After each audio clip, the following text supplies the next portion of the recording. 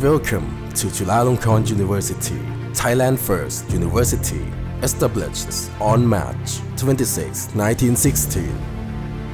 Founded by King Vachiravut in honor of his father, King Chulalongkorn, to advance the nation through education.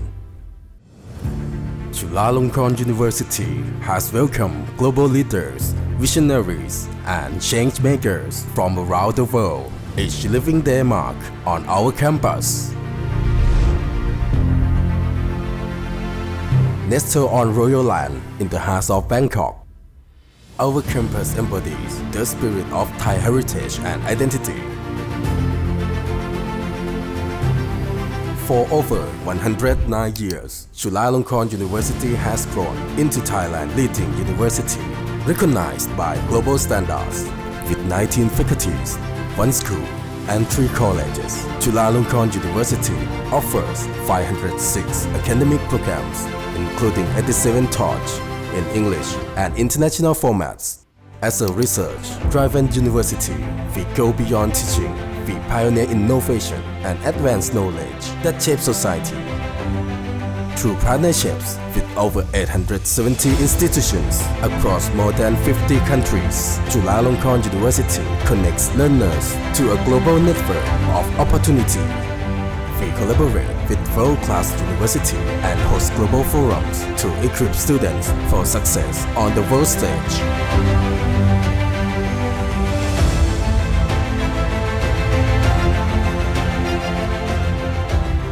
With over 41,000 students and more than 3,000 faculty members, Chulalongkorn University nurtures both academic excellence and personal growth across the arts, sciences, and social sciences. We foster inclusive development through initiatives like Chula for All and workforce programs that uplift local communities. Chulalongkorn University is shaping tomorrow as Thailand University of AI, delivering transformative learning for a rapidly changing world. At Chulalongkorn University, education is more than knowledge. It's the value we instill that have the power to change lives. Chulalongkorn University, a place of learning that transforms life for a better future for Thailand and for the world. We shape students for global impact.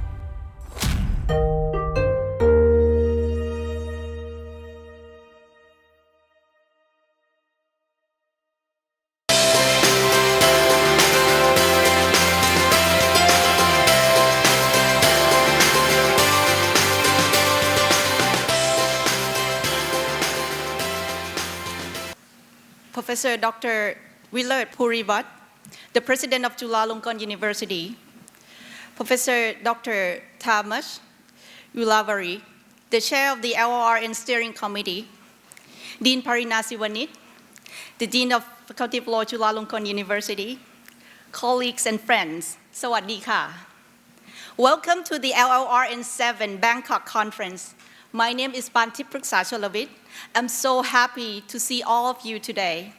Now, I would like to invite Professor Dr. Willard Purivat, the President of Chulalongkorn University, to deliver the opening speech. Please.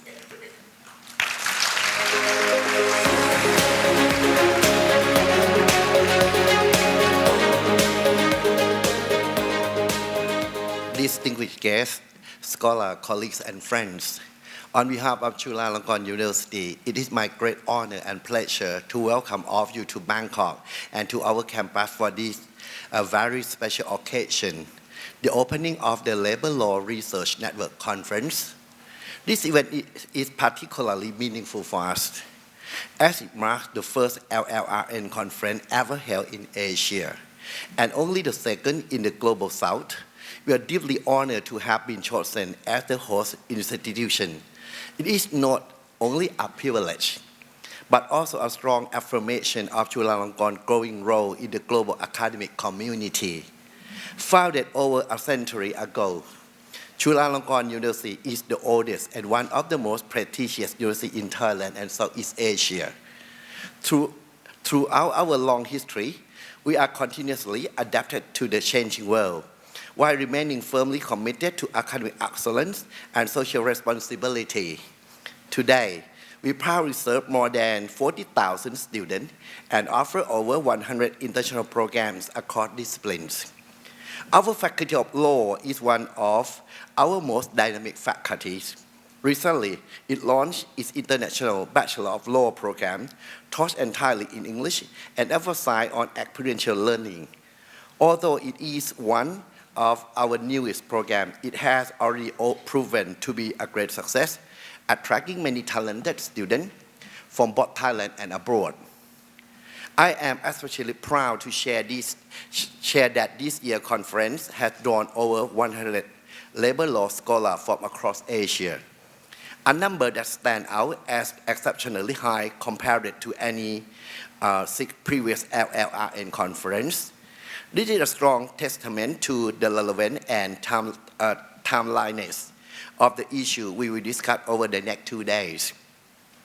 I sincerely hope that during your time here, you will find the discussion enriching, the connection meaningful, and the experience unforgettable.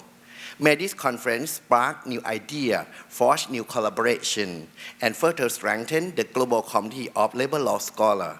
Once again, welcome to Chulalongkorn University, and thank you for being part of this important event. Thank you very much for your participation. Thank you.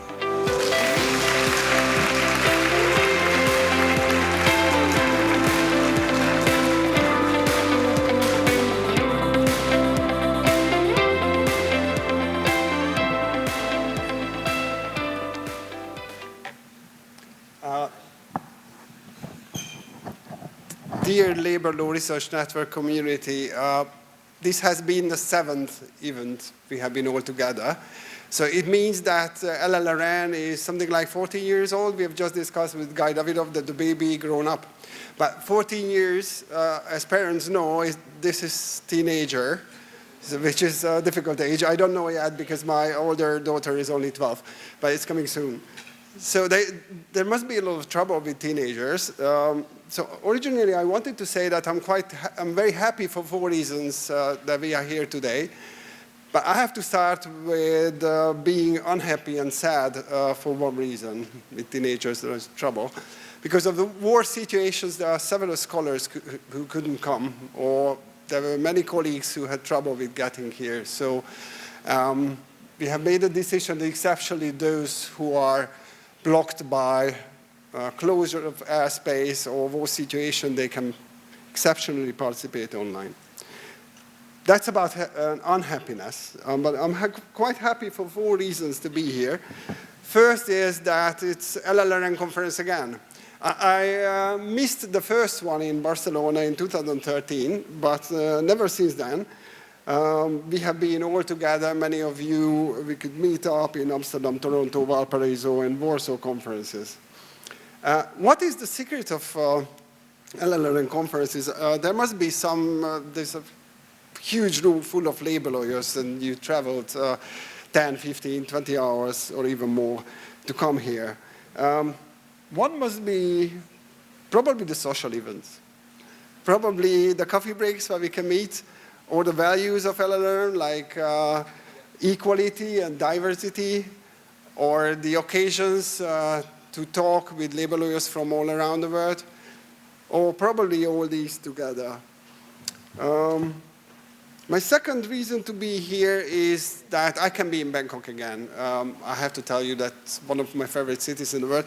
The first time I traveled out of Europe, the first time I traveled out of Eastern countries, that was in 1990 when I got to Vienna, and I was totally amazed. And my second occasion of being amazed was when I left Europe with a backpack and arrived in Bangkok. And I had 2 choices, the 60-baht version to go from the airport to town, and the 6-baht version. I picked the second one, and I traveled 4.5 hours on a public bus without aircon.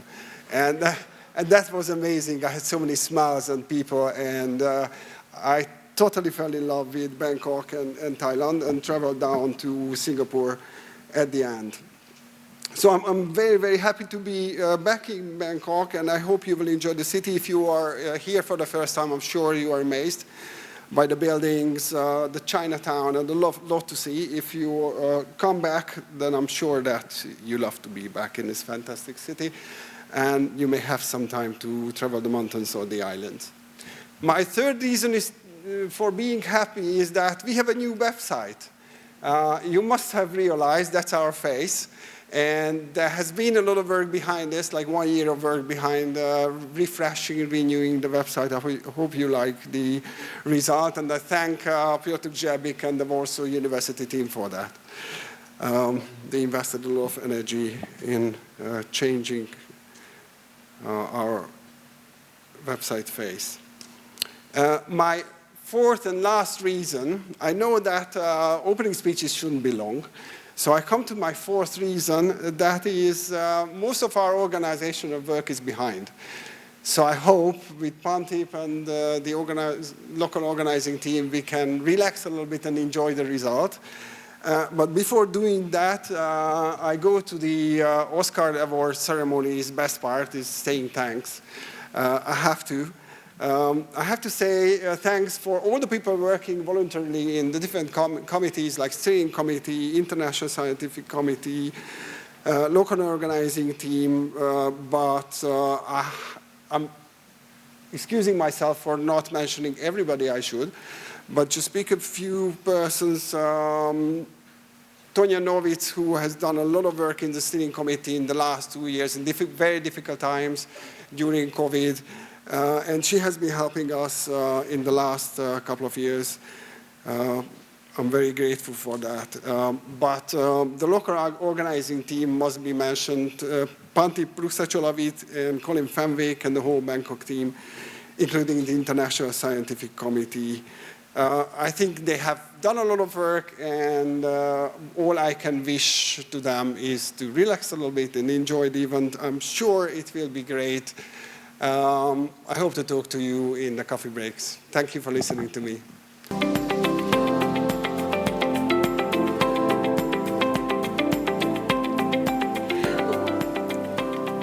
Welcome everyone once again to the LLRN7 conference in Bangkok.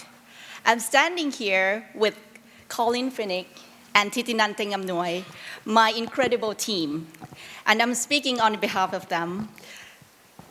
We are so honored and grateful to have been trusted by this wonderful community to host such an important event. Hosting the LLRN conference here in Bangkok holds deep significance for us.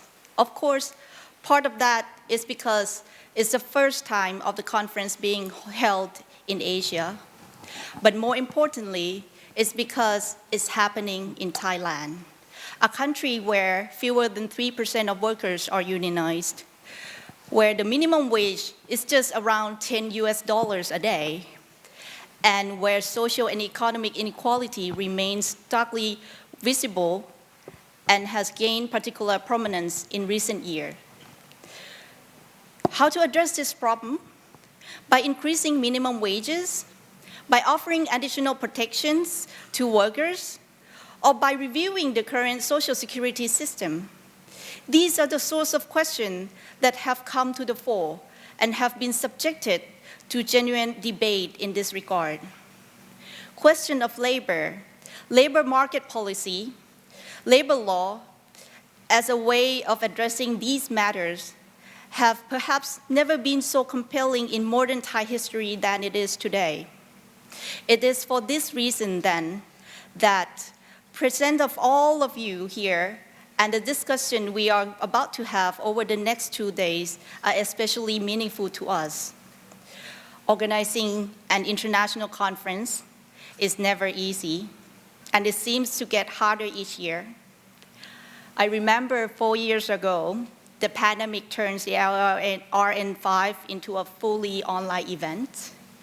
LLRN6 was held under the shadow of the war in Ukraine, and this year has brought its own challenges. Earlier this year, after we announced the list of accepted papers, many, unfortunately, wrote to us to withdraw their paper due to the research budget cuts, particularly because of the recent US government policy. We were worried. wondering what the LLRN7 might look like. But something remarkable happened. We received generous support from so many kind individuals, institutions, and organizations.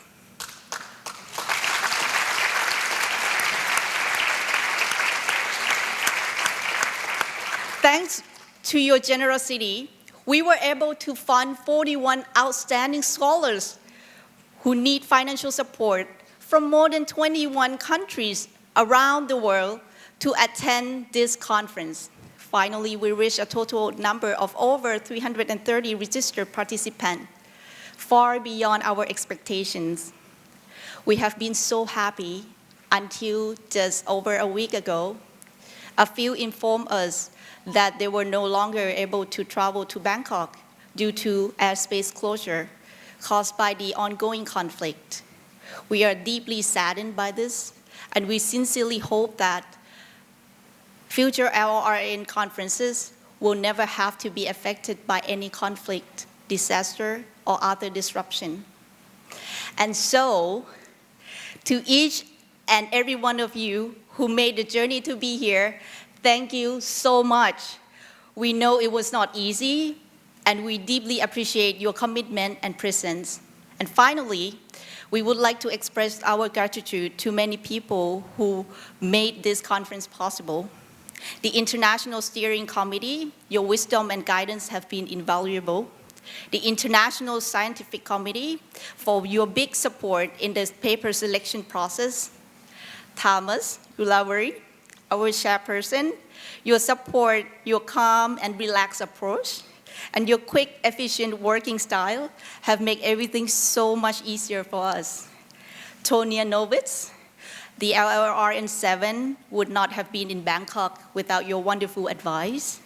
Many thanks to the LLRN6 Warsaw organizing team, Piotr, Isa, and Marta. Thank you for your generous support, advice, and encouragement. And let's give a big round of applause to our incredible local organizing team.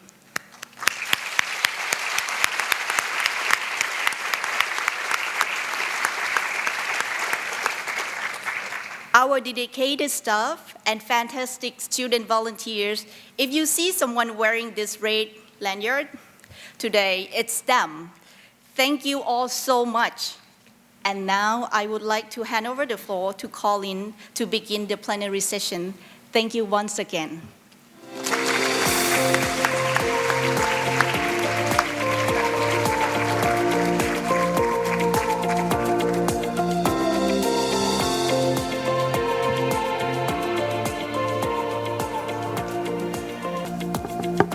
Before we begin the plenary, I just wanted to say that there's a reason why Titinant and I were standing behind and to the left of Pantip. And it's not for cultural reasons, not Thai and certainly not Australian. It's because it reflects the proportion of work that's been done in this local organising committee. And it's been done by Pantip. And she's done an amazing job. And a couple of days ago, there's been 2 mentions already of the situation with the conflict, closure of airspace. If you want to know what sort of person Pantip is, 2 days ago I got a message saying, "So happy that my tear comes out from my eyes." I thought, what's going on? The answer was Israeli airspace was open and some of our colleagues would be able to come. So certainly Guy Mundlak and Hila Shami were able to make it, so shalom, bienvenue. It's an amazing experience to have worked with Pantip in pulling this together.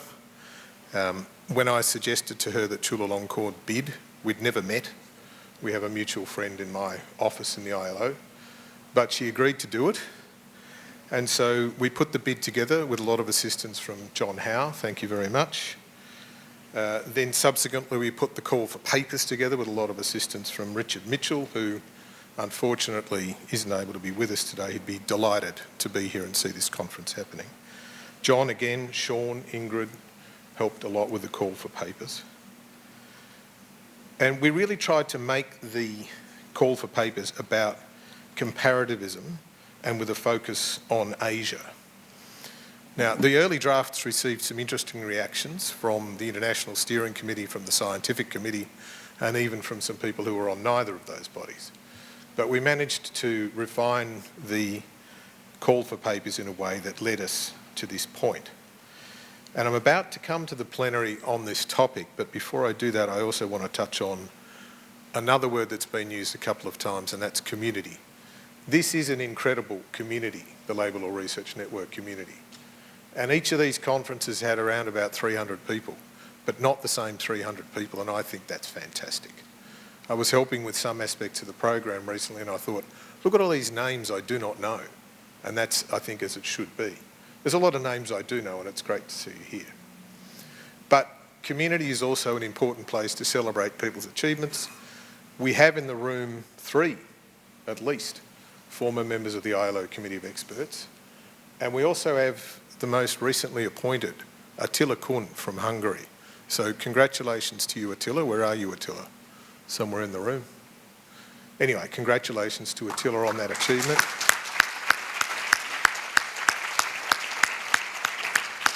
If you want some tips from old hands, we can introduce you to Jim and Janice and to Vitit later on. All right. So the topic of the conference, the theme of the conference, is on the cover of the book, which is why I wrote it down here on a piece of paper so I couldn't find it. Labour Law Research Network in Asia, interrogating labour law's orthodoxies, comparing its futures. Pantip and I honed that together over a long period of time. ChatGPT had nothing at all to do with it, but we were happy with the outcome.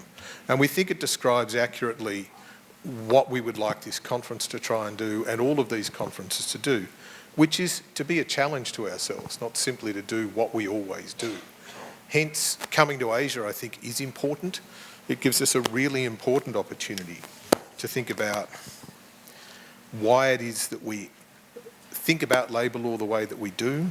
It gives us a chance to strive to understand Asia and Asian labour law systems on their own terms. It's easy to look at things from the outside and say, oh, this system doesn't have this, this and this, and therefore it doesn't work.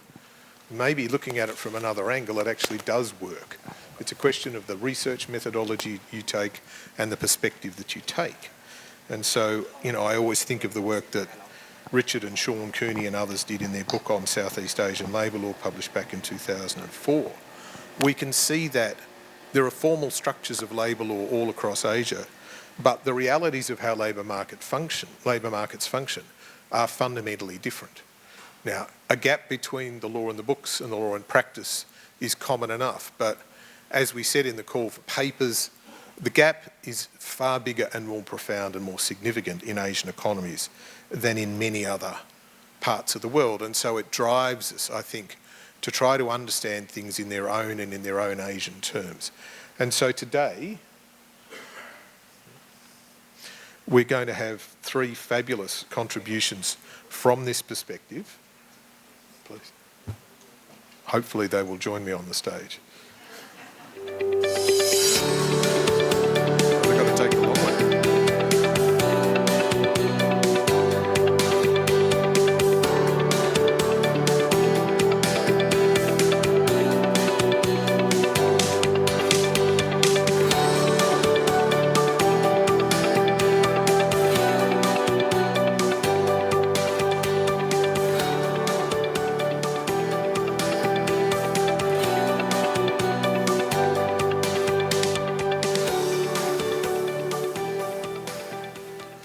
So I've been provided with lengthy bios for each of these people, and they have kindly agreed. Ingrid, you didn't get to vote, but they've kindly agreed that I'm not going to read them out, and I think that's probably better for all concerned. We have Professor Vitit Munterborn from this university, who will speak on labour law and the dynamics of change within the Asia-Pacific region, followed by Dr. Ingrid Landau, an Associate Professor at Monash University, who will speak to the topic Grounding Transnational Labour Law in the Asia-Pacific. And finally, Dr. Piotr Grzybek from Warsaw, one of the key organisers of, I guess, the last 2 LLRNs, really, and he will speak to the topic beyond legal Orientalism, why Western labour law needs to engage with China. So in each of their own different ways, I'm sure each of our speakers will give us real food for thought about what our discipline is, how it functions here in its own terms, what that tells us about how it functions in other places. Professor Montalban.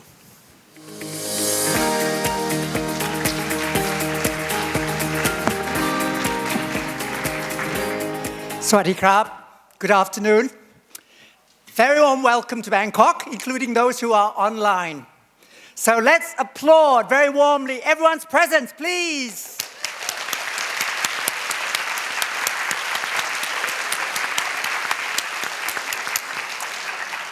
Afternoon, why not start with a quick quiz? Please. Okay, number one.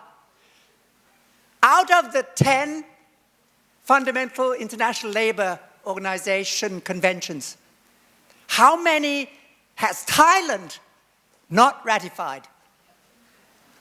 Hands up. No one? Oh, we have a mic for you. It's okay, relax. You know there are 10 fundamental conventions, huh?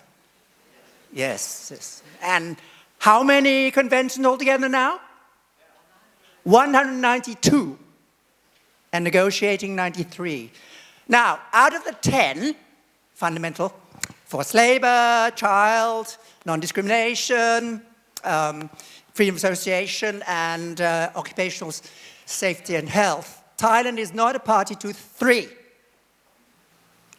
fundamental conventions on association. As you may know why.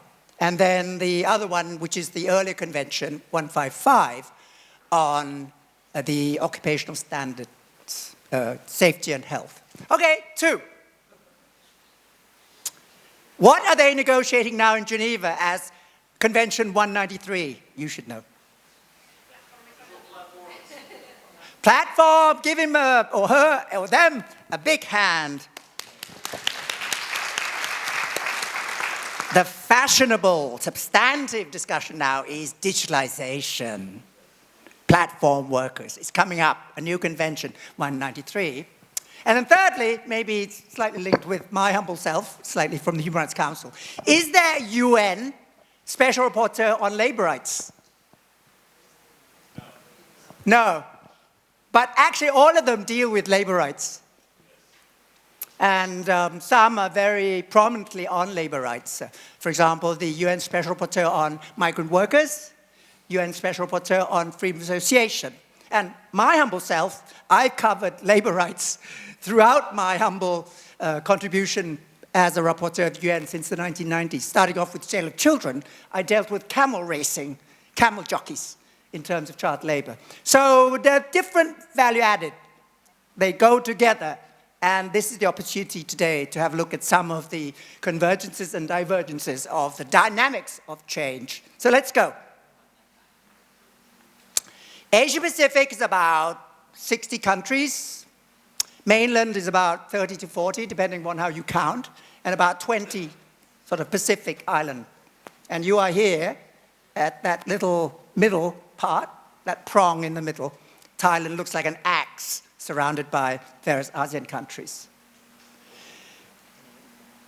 I'm invited here as a humble amateur, a student, but actually I'm a fortune teller because I'm going to foretell that we together will not be able to avoid these 6 issues in our discussions.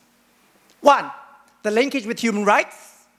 2, war and peace, sadly Gaza, sadly Ukraine. 3, non-democracies, particularly in Asia Pacific. 4, sustainable development. 5, environmental protection and climate change. And then 6, digitalization and, of course, AI. So let's have a look. On human rights, to encapsulate, as linked with ILO standards, we have 192 conventions, and we have 9 human rights treaties, such as the Convention on the Rights of the Child, that also covers labor. And we advocate that labor rights are human rights, of course, covering economic, social, cultural, civil, political issues comprehensively. And the human rights arm of the UN, which was born later after the ILO, covers and supports well ILO standards, labor standards, very explicitly. Over the past year, they covered in the Human Rights Council in Geneva, seafarers to support the added provisions of the Maritime Labour Convention, as well as the right to work. And this year, the focus in the Geneva Council is on security, social security. And we have plenty of human rights treaties that complement ILO treaties. And very famously, the Economic, Social, Cultural Covenant, which supports well the ILO conventions, particularly on the issue of right to strike, which we'll hear about in a moment. And we have rapporteurs and so on, all of which cover some labor issues. Humbly, I'm covering at the moment, sadly, labor union dissidents who are repressed in a certain country, directly now. And a sticky area is freedom of association, 87 and 98, famously, which is complemented by the socio-cultural covenant. Now, the right to strike is not mentioned so explicitly in the ILO conventions, but it is mentioned directly in the covenant, the human rights arm, which reinforces the fact that the right to strike is a universal right. Do you agree? Yes. Yes, of course. But some don't agree.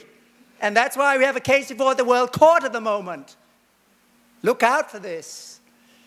And others come in, business, UN Guiding Principles on Business Human Rights, and other non-state actors, not forgetting civil society. And of course, very nicely, the non-discrimination issue is now burgeoning. Over here in Thailand, anybody can get married, irrespective of gender, in Thailand. And we're not just talking about not just talking about maternity leave or paternity leave. We're talking about parental leave in future, irrespective of gender, so that people can take leave to have a child. And the caveat is that we should try to use the totality of the UN system, not a silo approach at all. 2, war and peace. Not easy to ask and deal with the issue of labor rights in Gaza or in Ukraine today. But ILO conventions try to cover war situations too. And I remember very well ILO Convention 29 on forced labor being used to cover comfort women of Northeast Asia. But modern wars don't just involve states, they involve others, such as non-state armed groups. So to what extent can standards, labor standards internationally really cover warfare, such as Convention 182 on the worst forms of child labor? We have used it to cover child soldiers, to castigate conscriptions in regard to child soldiers. But we are complemented by what we call humanitarian law, warfare conventions, such as the Geneva Conventions of 1949. And this university is directly situated next to the road called Henri Dunant Road. Where you are is next door, parallel, Henri Dunant Road, which is a testament to humanitarian law conventions, the Red Cross conventions, with more explicit principles on prohibitions of forced labor in regard to military operations by the occupying state or country. But it's not easy when you have to deal with non-government armed groups. And the CERC, the Committee of Experts, had to deal with this and still has to deal with this many times. And the formula that CERC, the Committee of Experts, evolved during my humble years there, you can see in yellow. While acknowledging the complexity of the situation prevailing on the ground and the presence of armed groups and armed conflicts in the country, we still advocate application of labor law, particularly to protect children and others. But the crunch is to leverage throughout the whole UN system and beyond. We have to look to the constituencies, particularly behind the non-government armed groups. And you have one labor convention, or rather recommendation, that is pertinent here. I think it's 2 or 5 on the issue of peace, which may come into play. And we have a paper being added here on that front. And not to forget that warfare creates voids. Particularly near the border here, we have voids where scams are taking place. So the conventions on trafficking and the like are also very pertinent to our deliberations. Don't forget emerging sanctions nearby on Myanmar as well from the ILO. Non-democracies.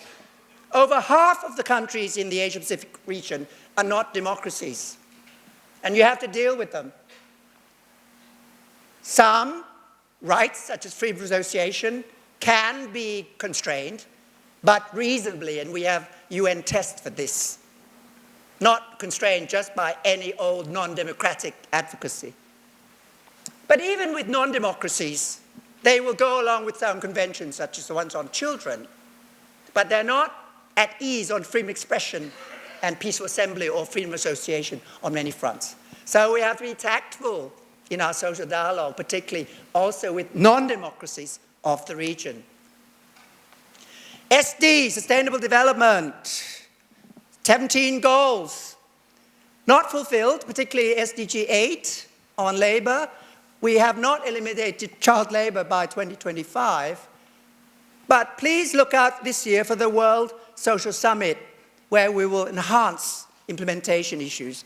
And key words include social dialogue, social contract, social protection, social inclusion, and the old phrase social integration, which was used in the 1990s, might reappear, together with gender and vulnerabilities.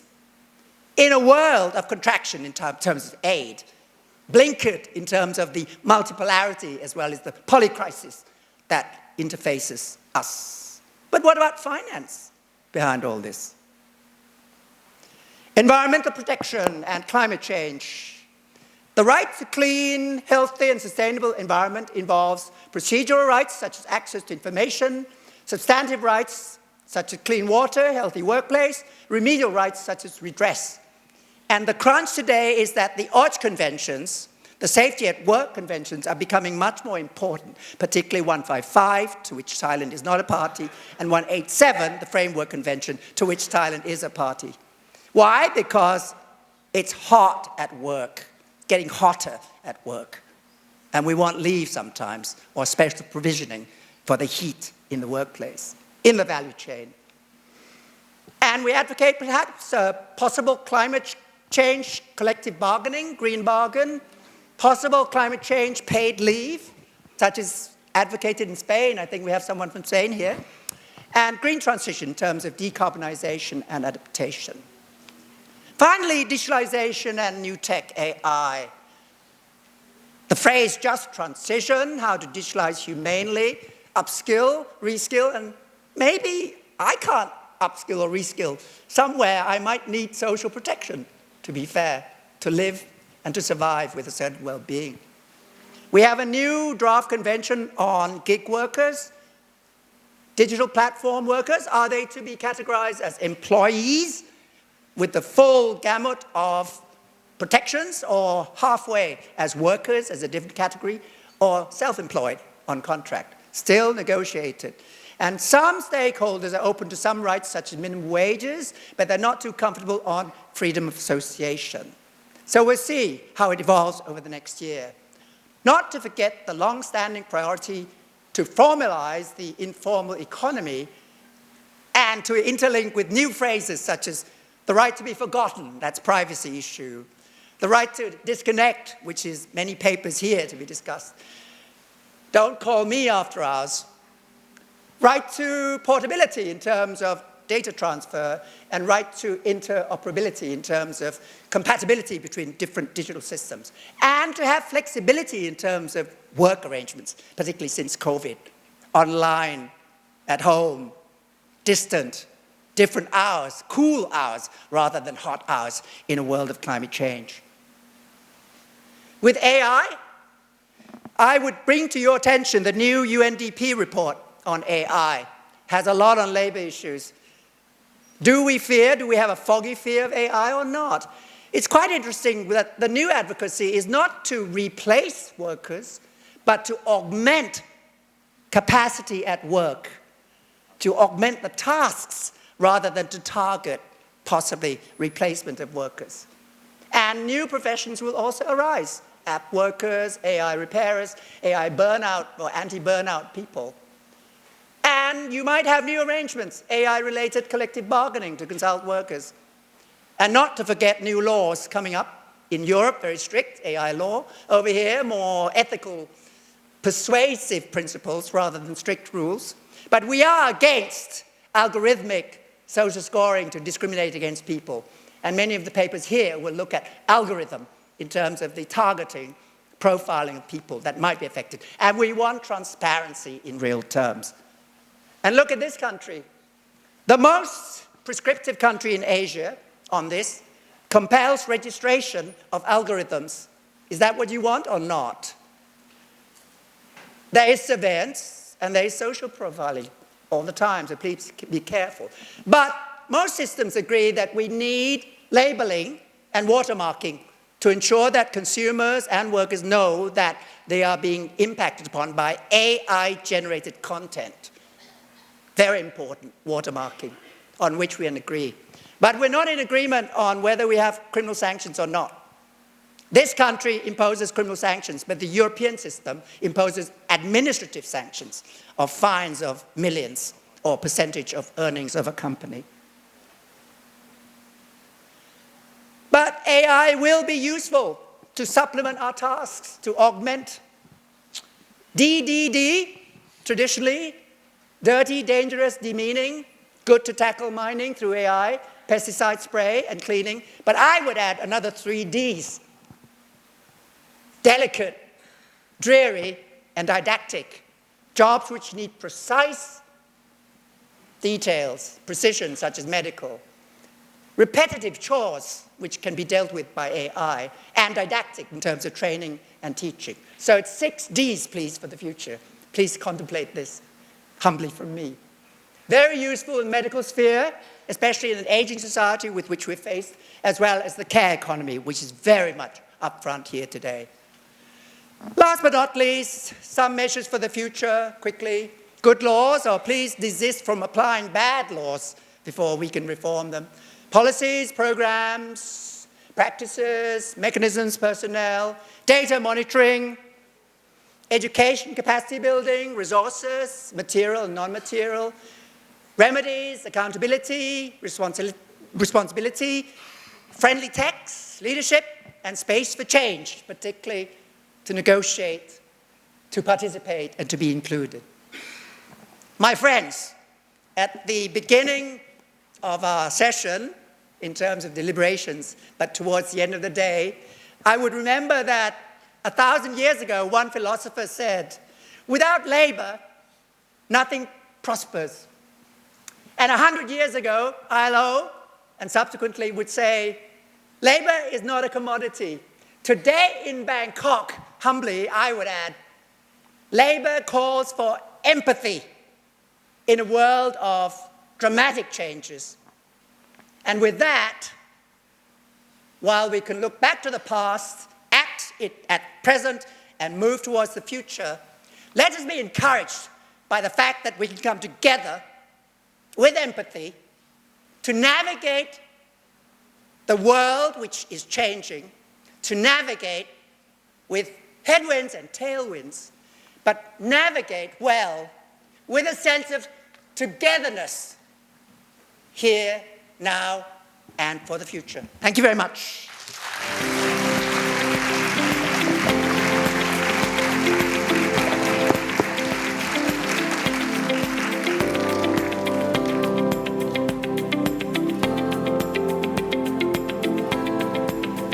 Thank you, Professor Munterborn, for that very dynamic and quite comprehensive overview of one of the ways in which law can be regulated in an international sense, and that's public international law. Public international law, however, has all sorts of weaknesses as well as strengths, and is one of the reasons behind the rise of transnational labour regulation, which is also public international law, but of a different sort, although some of it is private international law and some of it is maybe not law at all. So that brings us to my friend and colleague Ingrid Landau, who is going to speak to the topic grounding transnational labour law in the Asia Pacific. And I think this will make for a nice bridge then on to Piotr's paper, which is a very comparative paper about China. Ingrid, please.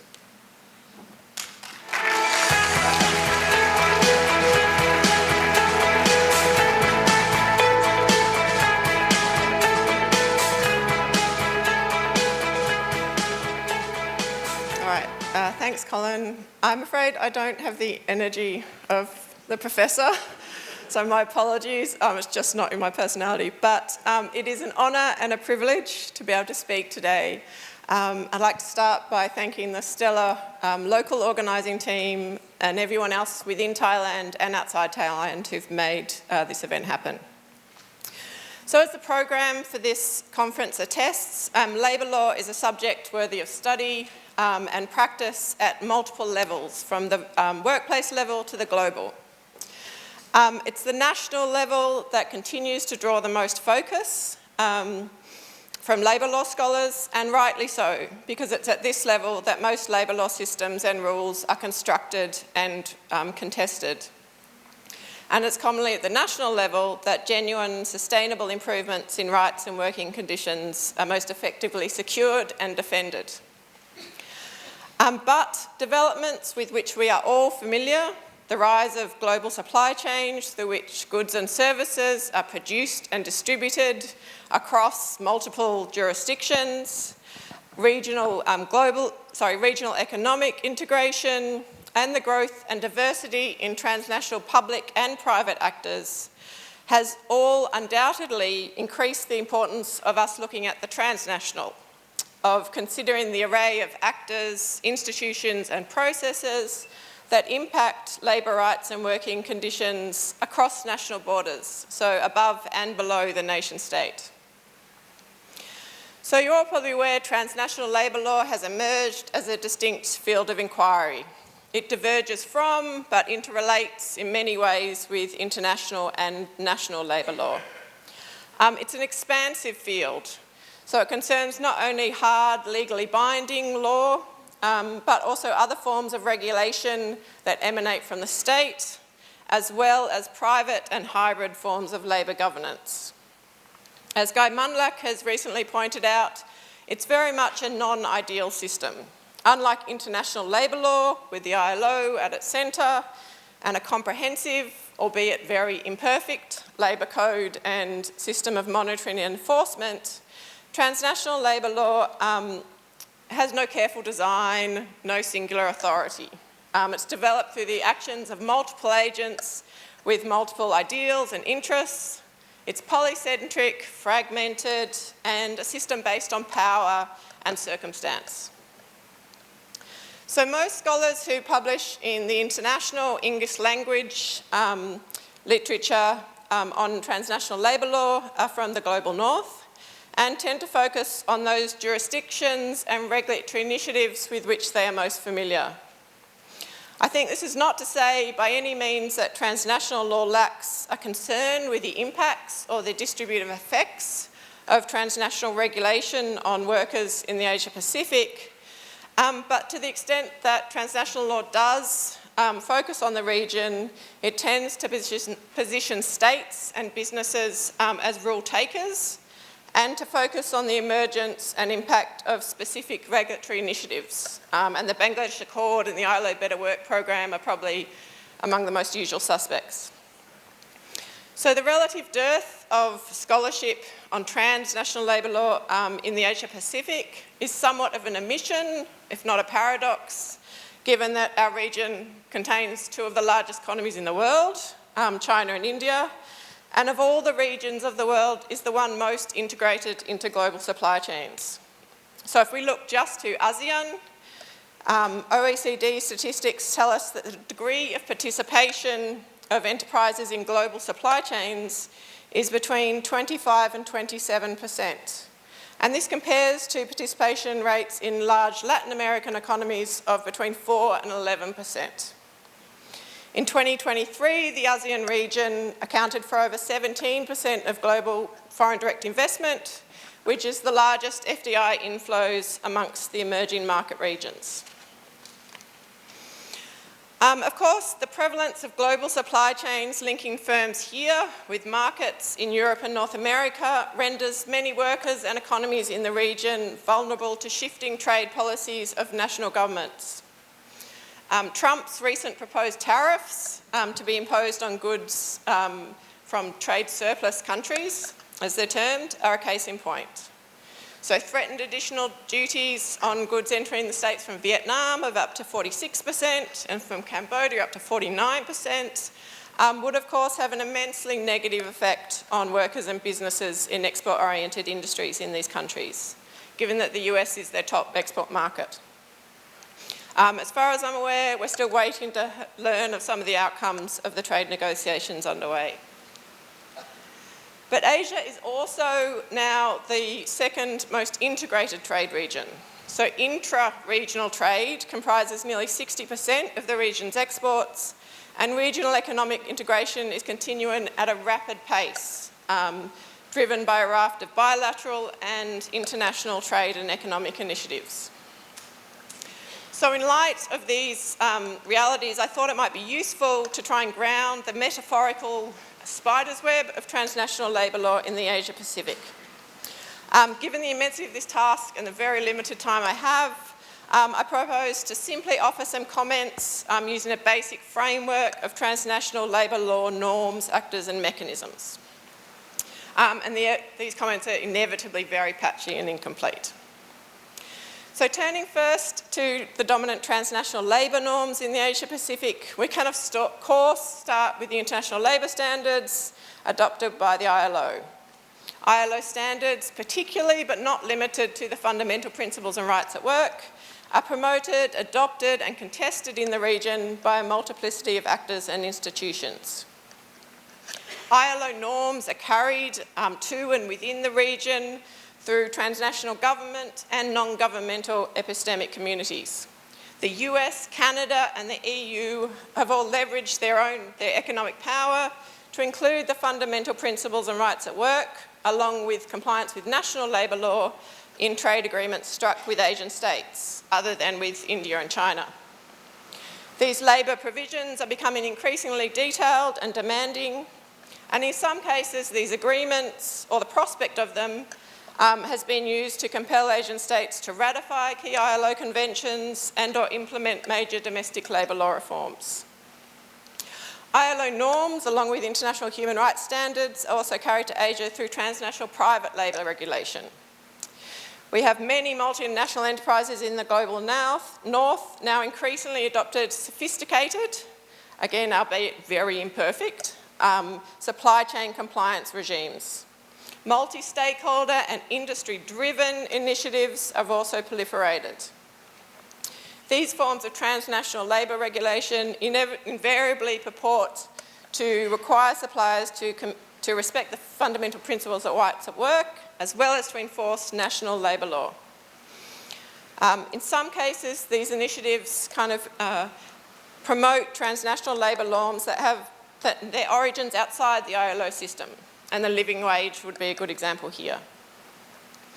In recent years, we've seen increasing traction within the region of other global normative frameworks, such as sustainable development and responsible business governance. Both these frameworks incorporate labour standards, and they may indeed reinforce and complement traditional international labour standards through addressing topics such as climate change, or business practices such as supply chain responsibility that have not adequately been dealt with by the ILO system. However, I think important questions arise over the implications and the political economy of these shifting frames within the region, including for corporate accountability and the protection of workers. With a normative orientation dominated by ILO standards and a focus on global north to global south interactions, transnational labour law to date has paid only limited attention to another potentially competing normative approach. In general, China has been much more reticent than the global north in attempting to export its own labour norms, as others have argued. However, both through simply offering an alternative model and in actively seeking to expand its interest in the region through trade agreements, the Belt and Road Initiative and so forth, the Chinese state's distinctive approach to labour regulation is increasingly relevant to understanding transnational dynamics in the region. China is also increasingly promoting its own form of what's called CSR with Chinese characteristics among its businesses operating abroad. And of course, this government-driven form of transnational labour governance is informed by but diverges from other frameworks. In particular, the Chinese approach tends to admit labour rights that are considered kind of political, including rights to association and rights to strike. It also generally doesn't extend to the promotion of information disclosure or other kinds of forms of accountability that purportedly involve civil society or the public. Turning very briefly to actors within transnational labour law, we have the usual suspects: intergovernmental organisations, national and subnational governments, businesses, trade unions, civil society, and to a lesser extent than in the global north, I'd suggest investors and consumers. The ILO, the OECD, the UNDP, the IOM, the EU, just to name a few, are all actively engaged in labour regulatory activities in the region, ranging from advising on national labour law reforms, legal and policy reforms, through to education and training. These actors, I would suggest, also increasingly bypassing the states and working directly with private actors and regulatory intermediaries. I think, and people who are familiar with my research would expect me to say this, that the OECD's role in the region is a particularly interesting one. One might expect the OECD to take a fairly minimal role in the region, given that only 3 countries, Australia, South Korea and Japan, are members. But it has a very active engagement program with countries in the region, and both Thailand and Indonesia have started the accession process to become OECD members. The OECD has a distinct approach to transnational labour governance, I would argue, that is different from the ILO or the other systems we're familiar with. And I would argue that the increasing influence of the OECD and the IOM in the region is likely to see further consolidation of more technocratic, managerialist approaches to supply chain labour governance, potentially at the expense of more kind of participatory and rights-based approaches, institutions and accountability structures. It seems somewhat unnecessary to point out that national and subnational governments are key actors in transnational labour law, but there's a tendency, at least in the transnational labour governance literature, to marginalise politics and law, and by extension states. But of course, as we've seen a recent strand of transnational labour scholarship, states in the region and public agencies and public officials at lower levels respond to and engage with private forms of transnational labour regulation in different ways. They can support such initiatives, but they also may ignore them and actively resist them. So these types of studies that examine local contests, or what has been called the political, social and cultural grounding of transnational standards and regimes, are of particular relevance to better understanding transnational labour law in the region. Other states in the region are also seeking to regulate the labour practices of their firms when their firms are operating abroad. So Japan now has its own human rights due diligence guidelines for Japanese companies. And in South Korea, we've recently seen the introduction of a bill on mandatory human rights due diligence, strongly supported by the trade unions and civil society. Many of the positive developments have stemmed from the mobilisation and advocacy of trade unions and other civil society actors. This includes, in the region, mobilisation of workers and unions through global union federations, some of which have in recent years embraced much more localised campaigning and organising models. But of course, trade unions in the region continue to face significant legal and practical obstacles. In a number of countries, rights and freedoms for trade unions, labour activists, civil society organisations and the media have long been significantly restricted by governments. And concerningly, as is documented in the recent ITUC Global Rights Index of 2025, these types of restrictions are only increasing, not decreasing. In many countries in the region, trade union leaders continue to face harassment, persecution, imprisonment simply for doing their jobs, or they have to operate in local contexts where there's impunity for employers that adopt very anti-union tactics. Legal constraints on transnational labour activism, of course, do not just come from labour law. Each state in the region, I would say including our own, tends to have its own unique repertoire of repression when it comes to organised labour power. national security laws, defamation laws, competition laws, and even tax laws are used against labour activists and trade unions. So paradoxically, these obstacles to union activity in the region underscore both the dire need for transnational labour law and the challenges for bringing it into being. I realise my time's up, so I'm just going to skip a bit.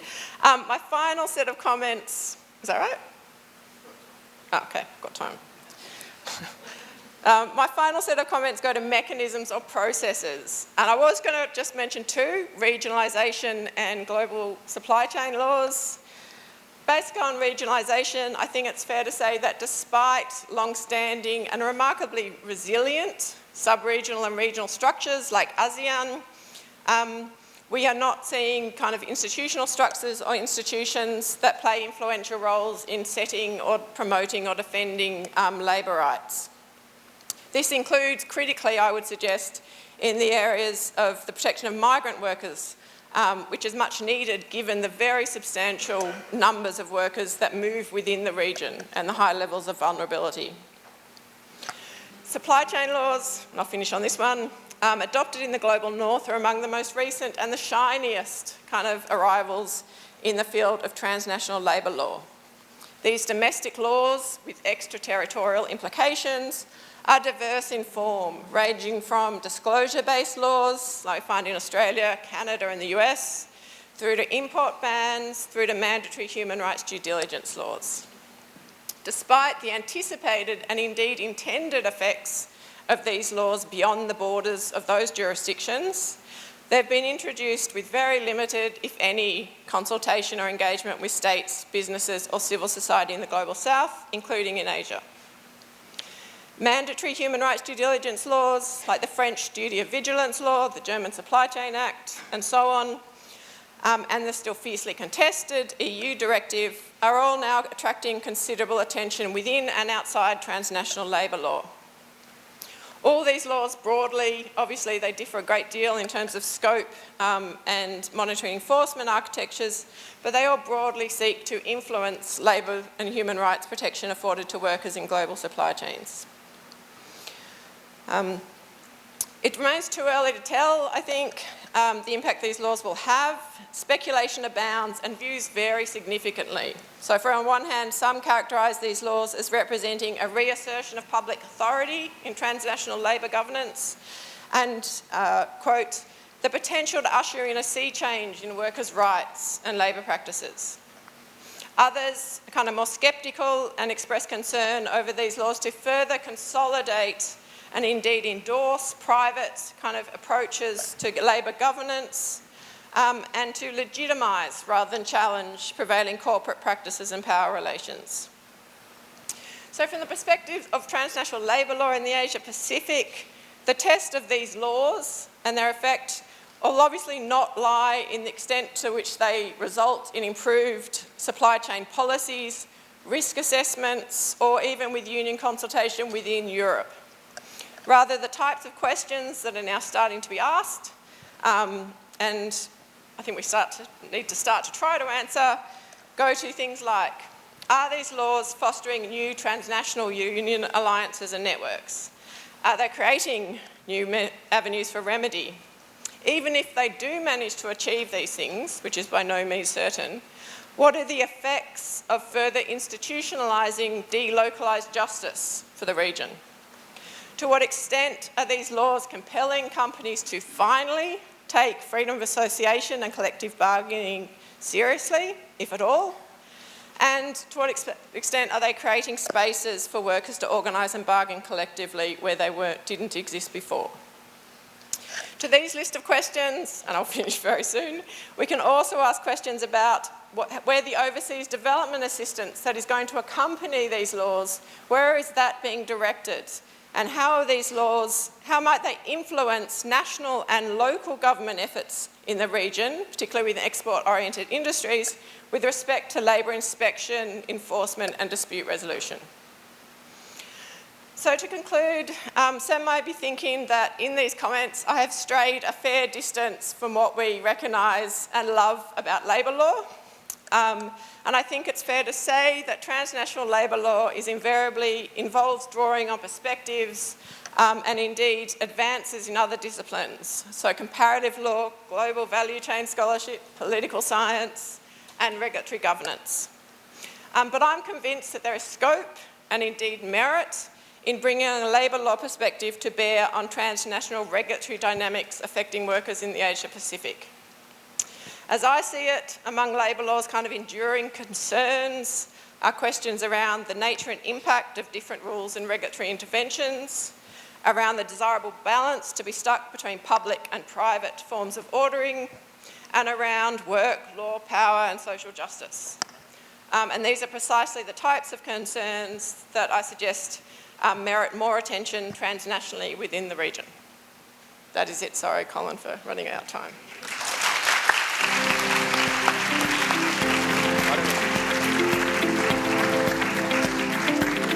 Thank you very much, Ingrid. I'm going to take a little step forward, a little step back as we pass the baton to Piotr, so if you give me 90 seconds or so. One of the things that occurs to me as we have this conversation is that there's a very important observation in the book of Sean and Richards, to which I referred earlier, which is that the concept of Asia is vast. What does India have in common with Vietnam? What does Sri Lanka have in common with Indonesia? And so on, right? So we're talking about, in the first place, a vast region of the world geographically. We're talking about a region of the world which has a huge proportion of the world's population, and yet we think of it as a whole. And yet, as Ingrid pointed out, it's the only region of the world where there is no regional human rights architecture. Right? There's inter-American architecture, there's African architecture, goodness knows there's European architecture, but there isn't anything of that nature in this region. Right?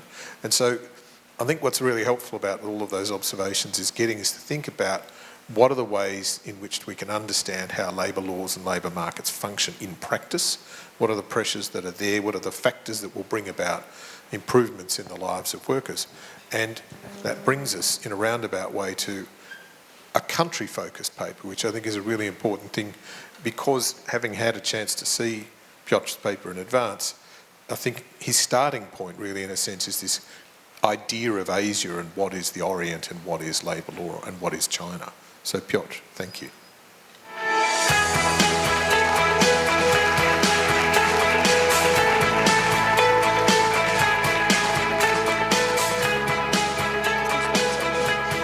Thank you very much. So before I start in English, I would like to say a few words in Thai, just to show respect to the Thai nation and our organizing team. ผมรู้สึกดีใจและเป็นเกียรติที่ได้มาในวันนี้ขอบคุณครับ Thank you very much. So I hope that tones were correct. So yeah, and sorry, I'm not a great speaker, that's why I have a script. Otherwise I will end up in a digression and jokes during my presentation, so forgive me that. So as already organizers themselves have suggested, many Asian jurisdictions remain peripheral to dominant comparative framework. So I understand my role here not as a speaking for these contexts, but as drawing attention to the conceptual and political silences that surround them. So I have accepted this invitation not as an expert, but as someone willing to raise a question that perhaps needs asking. So I speak not to explain, but to share a perspective and to invite dialogue. My intervention focuses on China, not because it offers an exportable model, but precisely because it troubles many of our field's foundational assumptions. So the paper that was already uploaded looks at why Chinese labor law gets ignored in Western legal studies, arguing it's not just about missing data, but also about deeper biases, what Timuru Scholar, a Finnish scholar now based in US, calls legal Orientalism.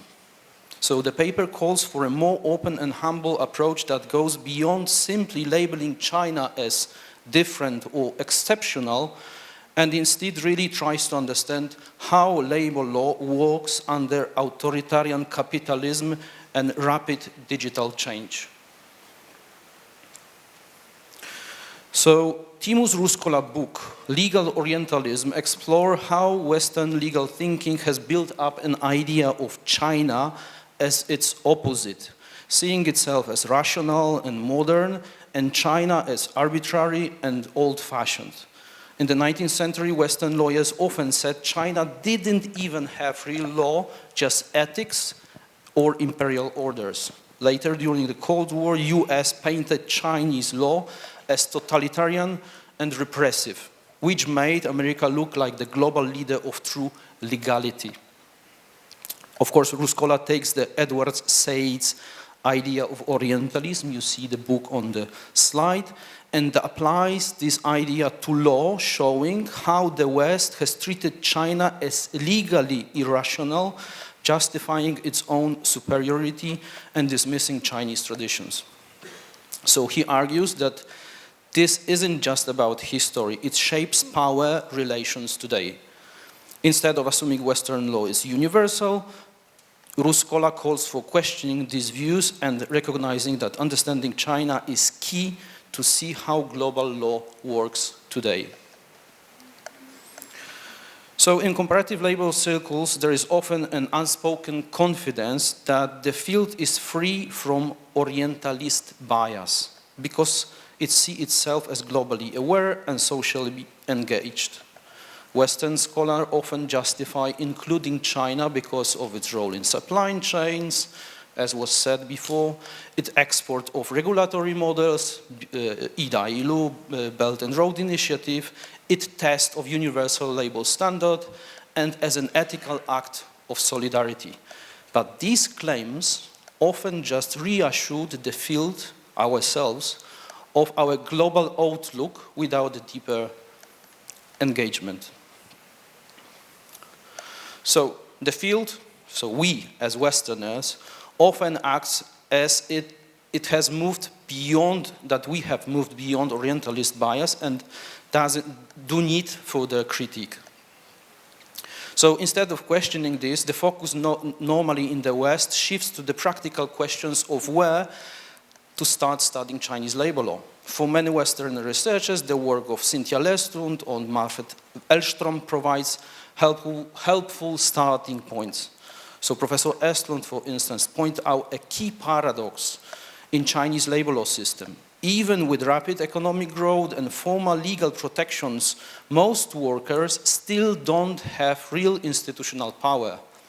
She suggests that rising labor unrest and growing inequality might push the party state to adjust its approach, introducing selective reform and new procedures. That's the title of her book, A New Deal for Chinese Workers to Come. On the other hand, Manfred looks at the issue from a political angle, focusing on workers' agency. So instead of seeing a reform as something designed by elites, he shows how protests force the state to respond, though these responses are often inconsistent and vary by region. So Manfred believes that China's mix of repression and concessions is becoming less effective over time. He places China alongside other post-socialist or post-communist authoritarian regimes and suggests that what we see is a process of constant adjustment that doesn't fit neatly into ideas of inevitable democratization. So, having considered why Chinese labor law matters, why this momentum demands renewed attention, and where Western scholars may begin their inquiry, this section turns to the question of what to examine. Of course, there are many challenges in Chinese labor law landscape, but here I focus only on two key areas, which is digitalization and the push for codifying labor law. So at first glance, issues like misclassification of platform workers, data governance, and algorithmic control looks very similar to what we see in Europe or the US, but that's misleading. In China, digital labor regulation is part of a state-led system rooted in strong centralization, administrative discretion, and broad surveillance. Unlike Europeans' right-based approach or the US market-driven model, China's digital governance serves wider goals of social stability and political control.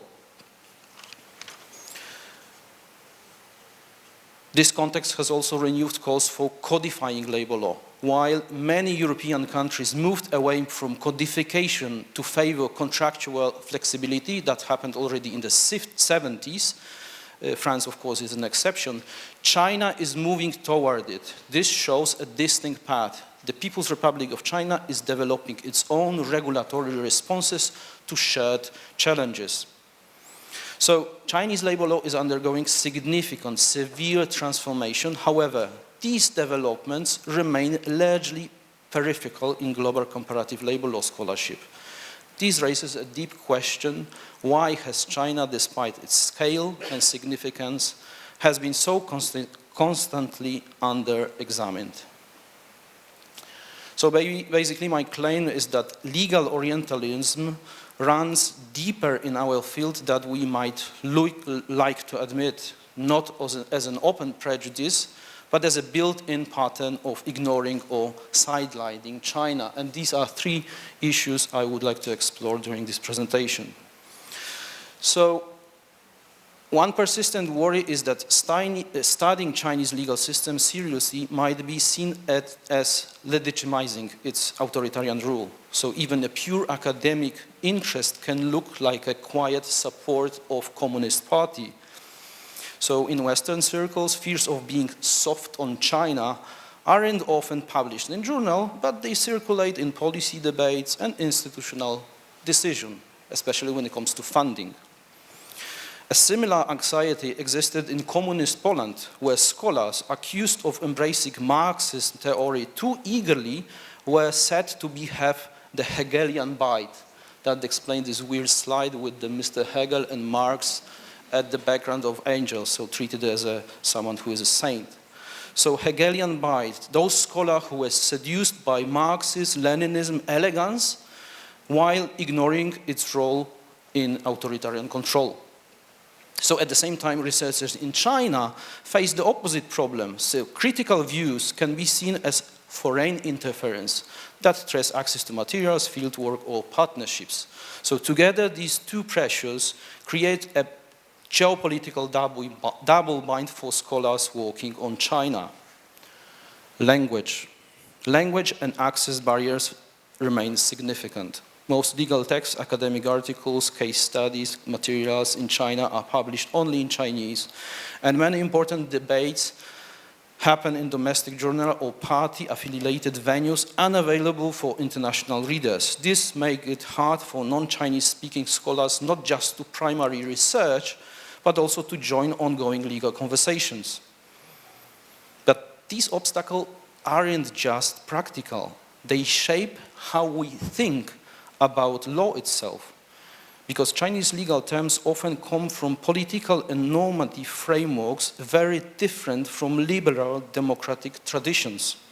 Words like 法治, which is translated as the rule of law, or 和谐社会, which is harmonious society, carry meaning deeply rooted in Chinese ideologies that don't translate easily. As Anna Wierzbicka, who graduated from the University of Warsaw, now she is a famous linguist based in Australia, she argues, and that's her book, that English as a dominant academic language does more than connect us.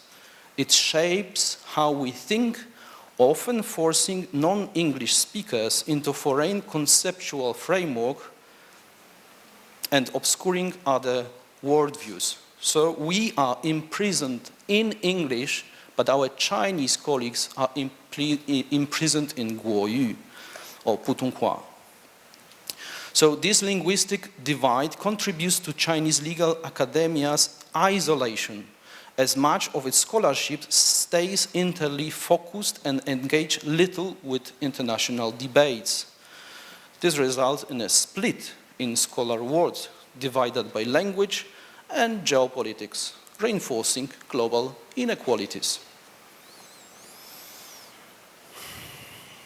Yeah, it's interesting that the dominant frameworks in comparative labor law and industrial relations tend to be grounded in European social democratic and Anglo-American liberal traditions, which assumes the existence of freedom of association, autonomous collective bargaining, and a robust civil society. In contrast, China's model is shaped by authoritarian state leadership, corporatist labor representation, and fragmented laws and institutions.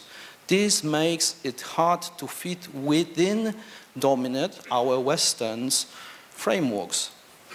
So conceptual mismatches are reinforced by practical concerns. Although China has formal labor laws, they are often seen as symbolic, codified on paper, but lacking real enforcement. In this view, China's labor law exists in form, but not in effect, which is echoing Ruskola's point that the real law is assumed to belong to the West only. Further, China's laws are politically contingent. The Communist Party holds ultimate control, so laws can be changed quickly with policy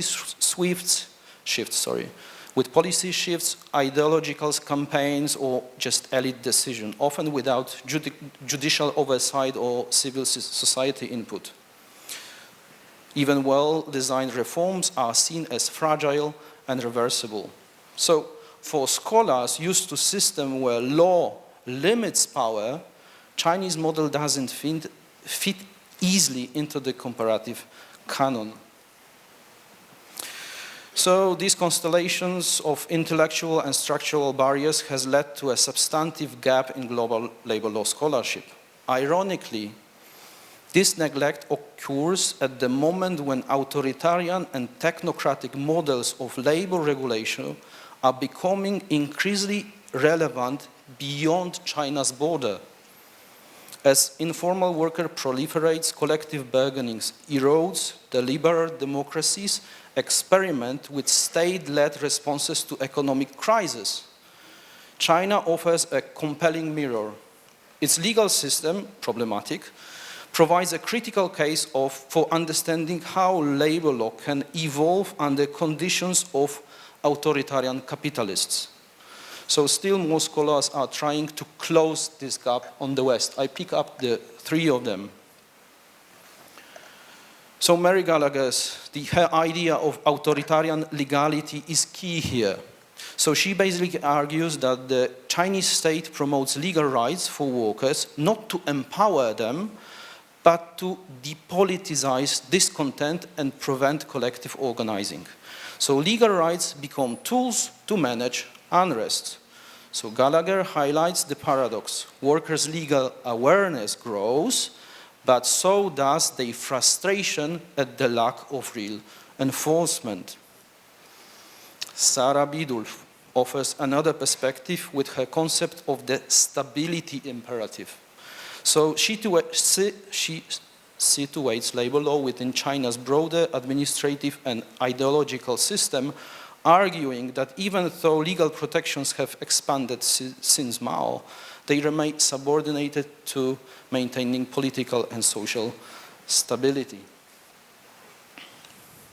Ellie Friedman's insurgency trap shows that while workers' protests have increased in China, they remain fragmented and localized, with no real institutional power.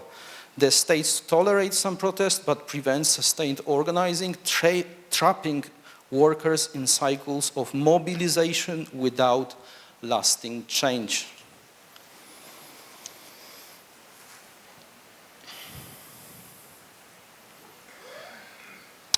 At the same time, it is important to acknowledge that these comparative analyses produced in the West and theoretical frameworks of Chinese labor law remain largely self-referential.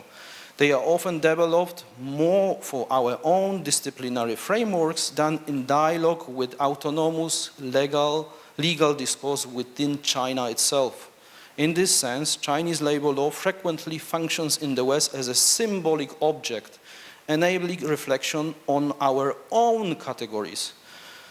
Of course, that doesn't mean that the comparative study isn't valuable, but it does mean we need to be more reflective, asking whether our own concept truly helped us understand what we are studying, or just reflect our own assumptions back at us. So to conclude, in the paper there are 4 conclusions that I want to stick to only this one. So while Western scholarships often carries traces of legal Orientalism, some Chinese discourses mirror this in reverse through Occidentalism, rejecting Western models as unfit to China. I call it myself legal sinocentrism, an emerging perspective that sees China's tradition as the only valid basis for its legal development. So both Orientalism and sinocentrism risk becoming forms of legal exceptionalism that block real understanding. So instead, comparative labor law should seek harmony without uniformity, 和而不同, a dialogue across difference that avoids imposing or isolating and fosters mutual reflection and learning. Thank you very much.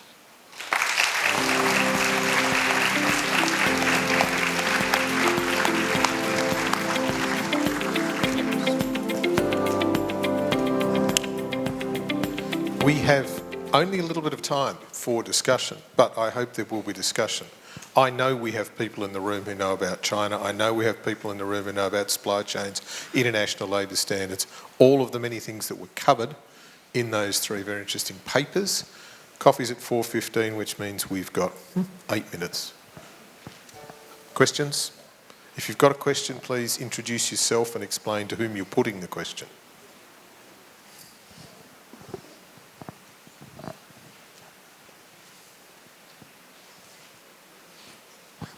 Sean, thank you. I heard from behind me saying, come on, Sean, ask a question. Look, thank you to all 3 amazing panellists. I think that was fantastic. That was a really great opening session, and thanks to the organisers for inviting those. So yeah, I've got a question for Piotr, and I love what you were saying. I thought that was really such an appropriate opening speech for this whole conference. So thank you very much for doing it. I will ask a question, and I think the other thing about China, which I want maybe to get a response to you, is the success of China, right? So one of the threats I see to people in Europe or North America is if you're in China, yes, it's got problems. We can talk about demography and but like sort of the gleaming buildings and the high-speed rail and quite a functioning dispute resolution system for labour disputes. So I think that's another part of the story, and getting people out of poverty in that absolutely amazing way. So I wonder if you could comment on that, and perhaps more broadly, the success of Asia as a whole, because that's disturbing, the Orientalist approach that you began with.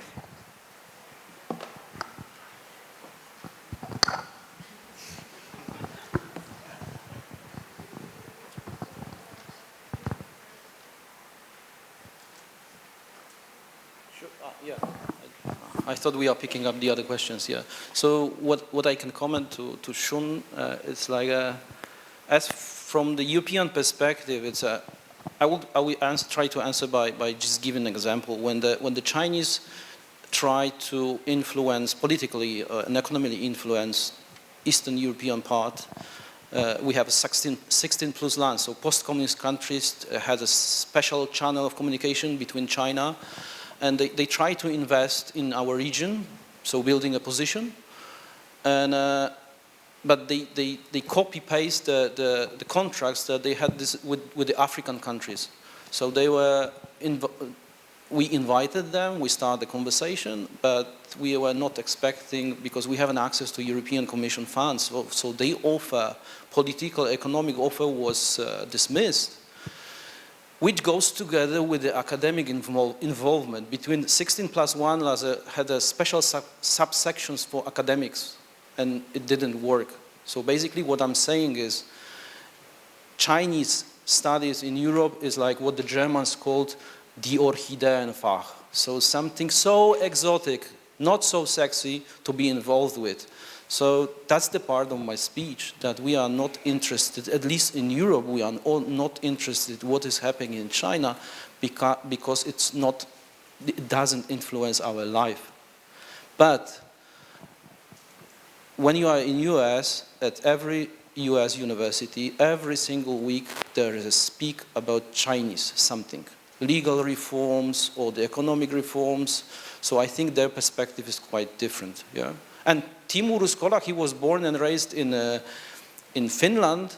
He started to study Chinese because of Nokia. At that time they were investing a lot in China, so that was very popular to start to learn Chinese. But then he moved to US and explored the legal Orientalism, which is, by the way, put it into US-China dialogue, not the European one. I'm not sure if I answered your question, to be honest. Other questions? Gentleman at the back of the middle section there.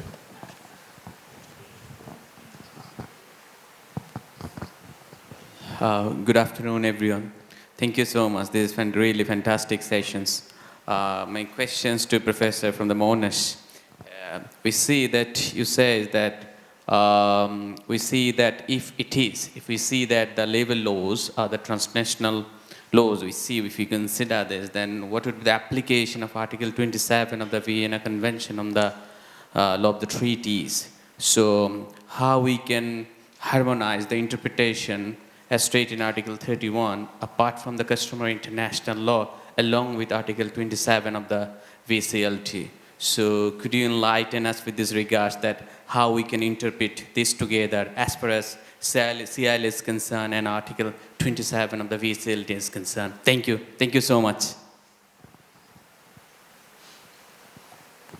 To the professor from Monash, did you say? The lady in the middle from Monash, that's you, Ingrid. Yeah. Anyone can all the panels. I'm a bit lost, I'm afraid. All right. Professor Monteborn, do you want to take a stab at that one? Something else. All right. Okay, there's been some confusion amongst the panellists, so I apologise for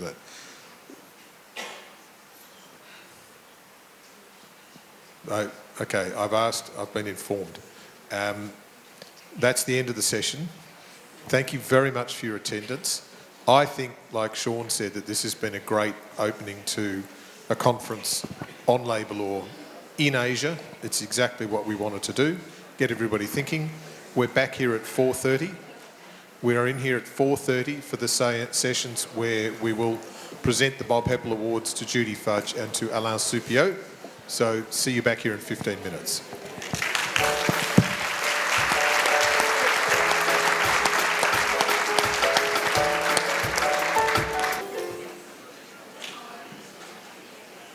The Labor Law Research Network, representing the global community of labor law scholars, recognizes exceptional and long-standing contributions with the Bob Heppel Award for Lifetime Achievement in Labor Law.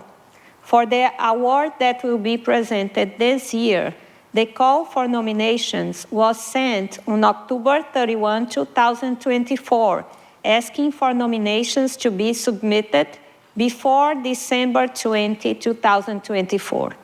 The nominations were reviewed by the Nominations Committee, elected by the Steering Committee and chaired by Professor Diamond Ashiagbor, with the awards to be announced in March 2025. The other members of the Award Nomination Committee were Professor Eduardo Alves, Professor Pablo Arellano, myself, Professor Ana Virginia, Ilona Wojtkowska, PhD researcher, and also Professor Diamond Ashiagbor, chair of the committee. By December 23, 2024, Professor Ashiakbor received from Professor Tamaz a list of 5 nominations that were submitted to the LLRN and shared with the members of the committee, together with the guidelines for the LLRN award. Professor Ashiakbor explained in the email that we could choose up to 2 recipients for the award.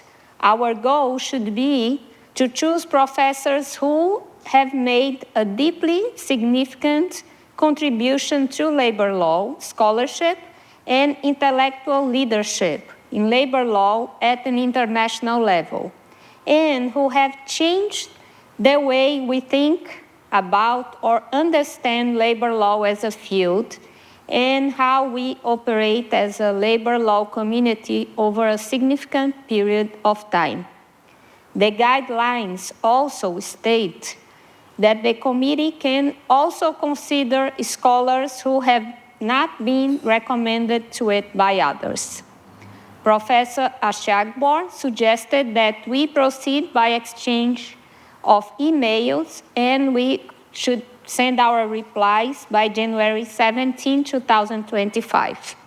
By this date, we had reached a decision through email exchanges by consensus. On the same day, Professor Ashiakbor emailed Professor Tamaz to confirm that we had agreed on the following 2 recipients for the Bob Heppel Award for Lifetime Achievement in Labor Law, in alphabetical order, Professor Judy Fudge and Professor Alain Supio. Congratulations to the 2 professors and greetings from Lima, Peru.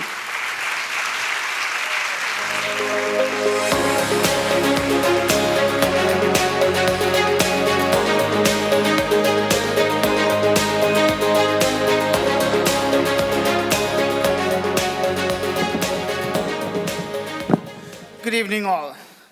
This must be my favorite speech that I've ever given in LLRN's history since Barcelona. At the end of this talk, there won't be any questions towards me, no critical comments. Well, I'm delighted to be able to give this speech. Also, before beginning my introduction, I wanted to thank the organizers for organizing the conference so wonderfully and smoothly. Pantip in particular, thank you so very much for doing this. Again, a very good evening. My name is Supriya Raut, and I'm a labor law scholar working at the University of British Columbia in Canada. I'm here to introduce Professor Alain Supio, one of the recipients of the Bob Heppel Award in labor law this year. And I promise to all my friends with whom I'm going out for dinner tonight that I'll not brag for a moment that I happen to closely know both of the Bob Heppel recipients this year, and that I have dined and wined with both.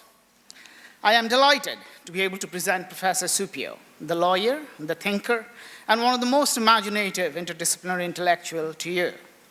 While it is a cliche to say that he needs no introduction, it is indeed true that to this crowd, Professor Supio does not need an introduction. Yet, continuing the legacy of our profession, I will venture to introduce Professor Supio on this fantastic occasion. Professor Supio is a professor emeritus at the Collège de France, where he held the chair of Social State and Globalization, Legal Analysis of Solidarities from 2012 to 2019.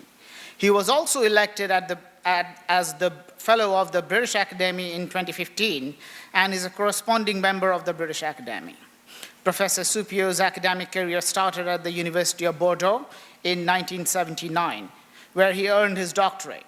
Since then, he has been recognized by several honorary doctorate degrees from the universities of Louvain-la-Neuve, Aristotle of Thessaloniki, Liège, and Buenos Aires.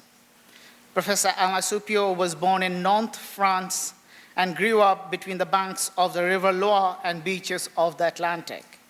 He was the first lawyer in his extended family that has had some experience in carpentry, sailing, and teaching, but none in the art of lawyering, which is where he decided to trailblaze.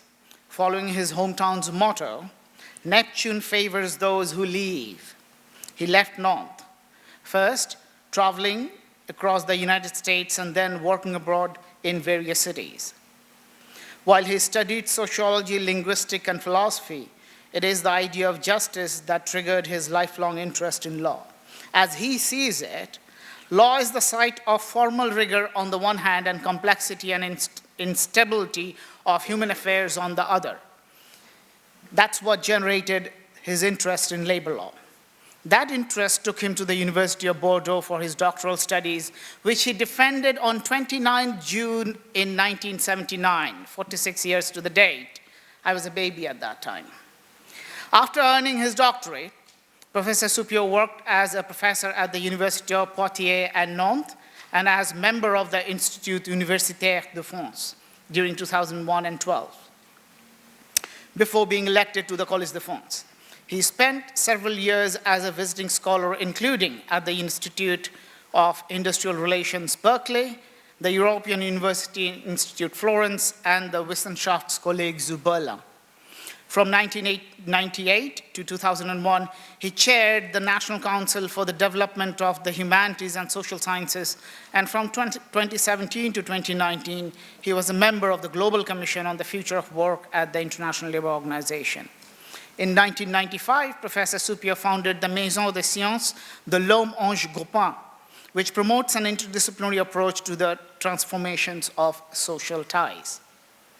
And in 2008, he founded and directed until 2013 the Nantes Institute of Advanced Study. Professor Suppiot's work is deeply interdisciplinary in nature and has primarily been in the areas of labor law, social security, dogmatic basis of social relationships, and legal theory. He has authored, co-authored, and edited and co-edited 32 books. Many of these books are translated into a range of different languages. In these works, Professor Suppiot prominently questions the continued relevance of labor law based on the imagination of employment relationship of the industrial age for improving the well-being of workers engaged in heterogeneous kinds of livelihood activities. In following his lead, legal scholars all across the globe continue to generate an expansive body of truly innovative work on this agenda. This research agenda has launched numerous academic careers, including my own. His understanding of the worker as a lifelong status instead of private contractual exchanges has been influential not only in legal scholarship, but also in social sciences. His ideas articulate a grand vision of labor law, or the law of work scholarship, as the core of a cultural fact that requires broad interdisciplinary thinking rather than a normative technique offering commentaries on legal doctrines. By emphasizing the foundational questions of what is work in the human experience and what is the relationship between justice and law, he expands the role of labor lawyers from what has been historically assigned to them. Labor law, according to Professor Suppiot, is a foundational constitutive endeavor of a society. His grand vision of what it means to be a labor lawyer is simultaneously inspiring and intimidating. He trailblazed so that others could overcome the intimidation and follow him in this exciting endeavor of figuring out what it means to ponder regulation of human livelihood. His work on the anthropology of law, wherein law, like language, is understood in its societal, cultural, and historical contexts, offers a magisterial treatise of law, moving far beyond the narrow positivistic and institutionalist imagination of law that has often remained oblivious to history and politics in the framing of the idea of law. And his work on what he calls in his native French language, mondialisation, challenges the West-led globalization as the standardization of the marketplace, denying heterogeneous civilizations to chart their own destinies. In his intellectual resolve to employ normative standards to make the world more just, his emphasis has been on the social, as a frame of reference and responsibility as the basis of socioeconomic cooperation. It is thus unsurprising that Professor Suppiot's work continues to inspire generations of scholars, philosophers, and lawyers included.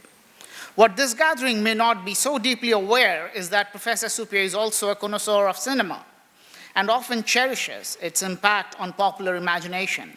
He has reflected on the role of cinema as a visual medium in the popular imagination of work and the law to regulate such work. He showed how, as a medium for people to tell their aesthetic and cultural history, cinema has gradually articulated humans as machines, contractualization of work, idea of servitude, and globalization and financialization of the world economy in a way that is immediately understood by a large section of the population, a reach that scholars of law of work often do not have. He is incredibly passionate about the role of cinema in resisting, in particular, American cultural imperialism and sustaining divergent identities. He has particular praise for Bollywood for resisting American imperialism in the cultural domain. In spite of his outsized contribution to legal and labor law community, his regret remains that as the sole legal scholar in the International Labour Organization's Global Commission on the Future of Work, purporting to shape the path of the ILO in this century and beyond, he failed to have any bold legal proposal included in the Commission's report, even when many other members of the Commission were supportive of such ideas. This regret is perhaps something for the ILO to continue to ponder for its future. I got to know Professor Supio closely at the Institute of Advanced Study in North, which he had established in 2008. In order to facilitate interdisciplinary scholarly dialogue among scholars from Global South and North. He conceived the Institute in the broadest intellectual sense possible, as a venue for unstructured, imaginative, and ambitious dialogue between different disciplines, including natural sciences, social sciences, and law. Under his guidance, the Institute has been a staunch supporter and patron for centralizing non-Eurocentric worldviews. In fact, he personally knows more about Indian and Chinese mythologies, history, constitution, and culture than many native scholars from these regions, including me. At the Institute of Advanced Studies in Nantes, there is a prominently displayed world atlas, where Australia appears on top and Greenland, a subject of much recent conversation, appears at the bottom. Most people say that the map is upside down. Professor Supio will say it's an insurgent ontology, an ontology that might help us figure out the essence of mondialization, as opposed to globalization, as standardization of the marketplace. It is at this institute that I saw his cheerleading for younger scholars and his enthusiasm for whatever these scholars might be saying. He throws his weight 100% behind younger and lesser-known scholars, often promoting them to halls of power and towers of ivory. Most recently, he told me that my reflections in my new book are similar to those offered by Montesquieu. Well, no one has ever alleged me of modesty. But hearing his endorsement, even I started blushing quite instantaneously. While Professor Supio is not fond of awards unless it grants him the ability to work in complete freedom or is endowed by Republic of Letters, that is scholarly peers, it is our honor that Professor Anna Supio has agreed to become a Bob Heppel awardee. Professor Supio, I thank you for the intellectual expanse that you have endowed us with. Your life and intellectual legacy are inspirations for us and numerous other scholars across the globe. You are a truly deserving recipient of the Bob Heppel Award in Labor Law. Dear friends, please join me in welcoming Professor Anna Supio.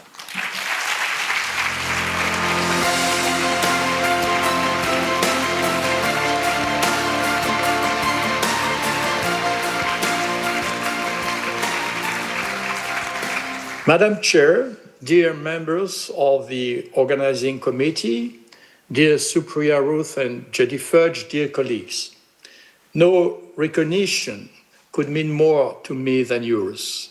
The Republic of Scholars is the one to which I'm most deeply attached.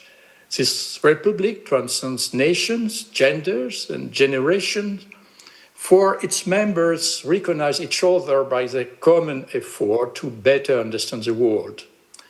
Rituals, rather than laws, are what binds this Republic together, from the initiation of youth to the commemoration of ancestors. The Bob Heppel Award is one such ritual, honoring the memory of this eminent jurist and recognizing the achievements of his successor. In view of the outstanding figures who have received it before me.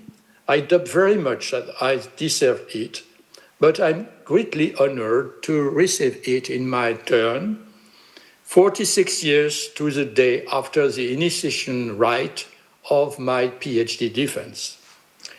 At the end of each of the two world wars, the nation of the world, realizing that universal and lasting peace can be founded only on the basis of social justice, endeavored to build a new world order by establishing common rules and promoting cooperation between equally sovereign states. The neoliberal revolution replaced this project with that of a global order, which fosters competition of all against all and subjects states to the sovereignty of the market. Legal scholars are the custodian of linguistic precision and must not confuse these policies of globalization, that is global ordering, and what I'm calling mondialization, that is world making, given their fundamental opposition. The English word world and the French word monde have the same etymological meaning, denoting a space-time made habitable by the work and cooperation of human beings. Physical, climatic, historical, and cultural conditions of this inhabitation of the earth are extremely varied, so that humanity appears as a mosaic of societies, each with its own spirit of the laws. These societies may fight each other or help each other, but nowadays they can no longer ignore each other as their ecological and technological interdependence grows ever stronger. Making a world on a planetary scale means promoting cooperation that draws on the unique genius of each society to address these shared challenges and preserve the Earth's habitability. Unlike a world, a globe is a geometric figure, a spherical surface whose points all obey the uniform and intangible laws of mathematics.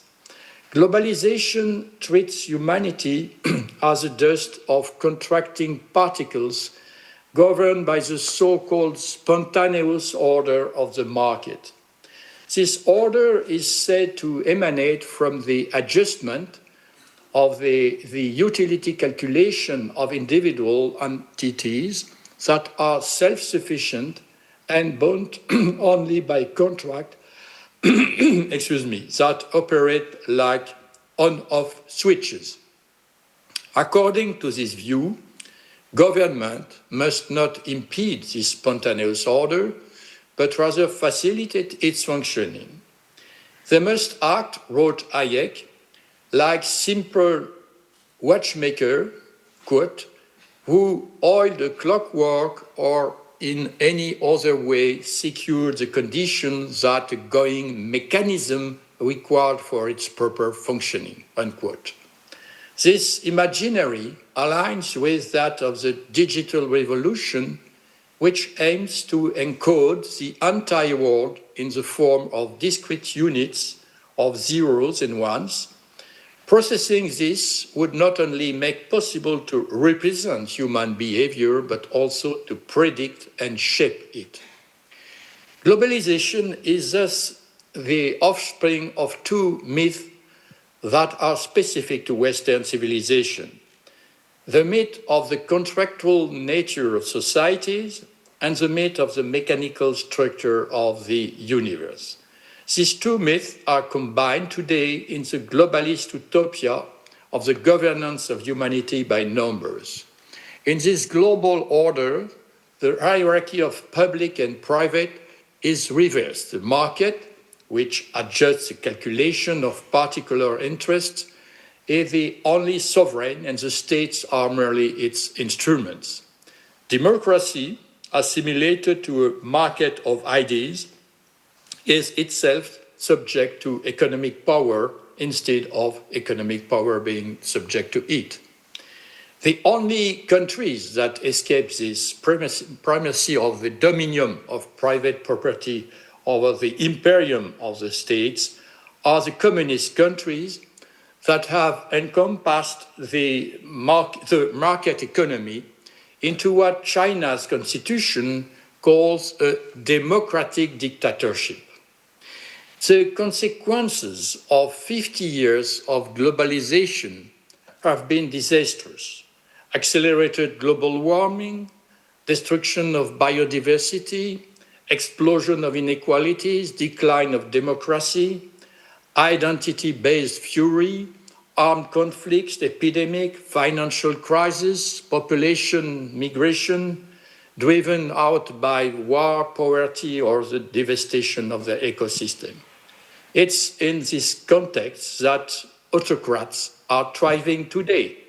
In the absence of legal guarantees that ensure fair treatment for all individuals, companies, and states, there is no alternative recourse for them but to make allegiance to those who wield greater power and to subjugate those who possess less power. Having lost hold of a ruling class disconnected from their experience of reality, ordinary people watch helplessly as their living conditions deteriorate. They are thus driven to pledge allegiance to a great ordinary man they can identify with, who promises to avenge the injustice and humiliation they endure.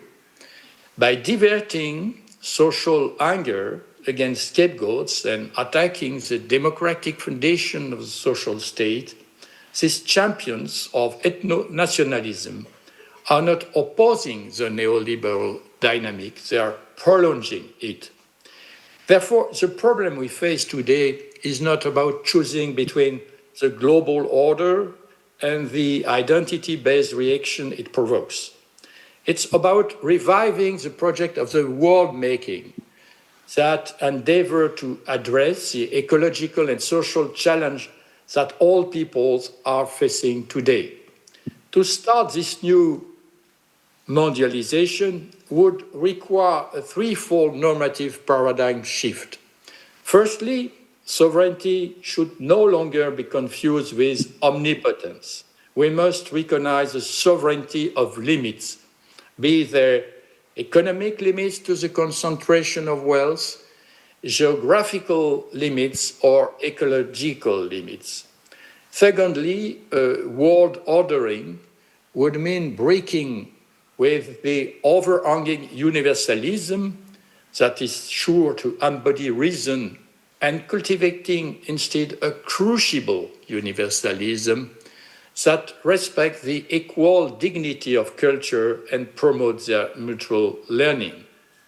Finally, it would mean breaking with the myth of the contractual nature of human societies in order to recognize the intergenerational depth of life. I'll confine myself here to this question of the life debt because the labor law is historically the first to have brought it back into the liberal legal order. Liberalism, and even more so neoliberalism, is driven by a belief in a sense of the history of law which would lead from statutes to contract. This creed stems from the myth of the social contract, which from Hobbes to Rousseau and John Rawls has dominated Western thought for 3 centuries. In the 18th century, only 2 authors, both jurists, opposed this myth, Vico and Montesquieu, according to whom the primary social bond is not contract but filiation. Anthropology has since established the validity of this observation by revealing the primary and universal role of the prohibition of incest in alliance systems. At birth, every human being is first and foremost a constituent of the generational chain, and the reciprocity derives from the genealogy. However, this evident fact is repressed in the West as it directly contradicts contemporary contractualism and its corollaries, the primacy of rights over obligation and the commodification of the world. The catastrophic limits of this way of thinking were first reached in the 19th century in the field of labor relations.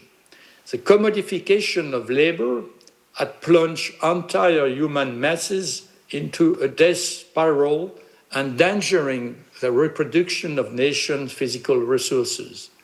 Labor laws were the first to respond to the vital need to preserve, in the face of the short time frame of the market, the long time frame of human life and its reproduction.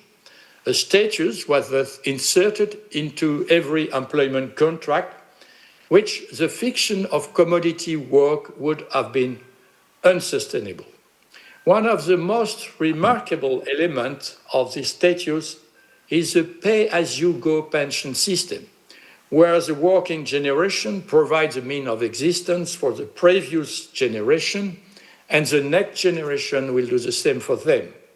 This system of receivables and debts established was anthropologists call an indirect alternative reciprocity between three successive generations. In other words, an intergenerational solidarity that eludes contractual logic.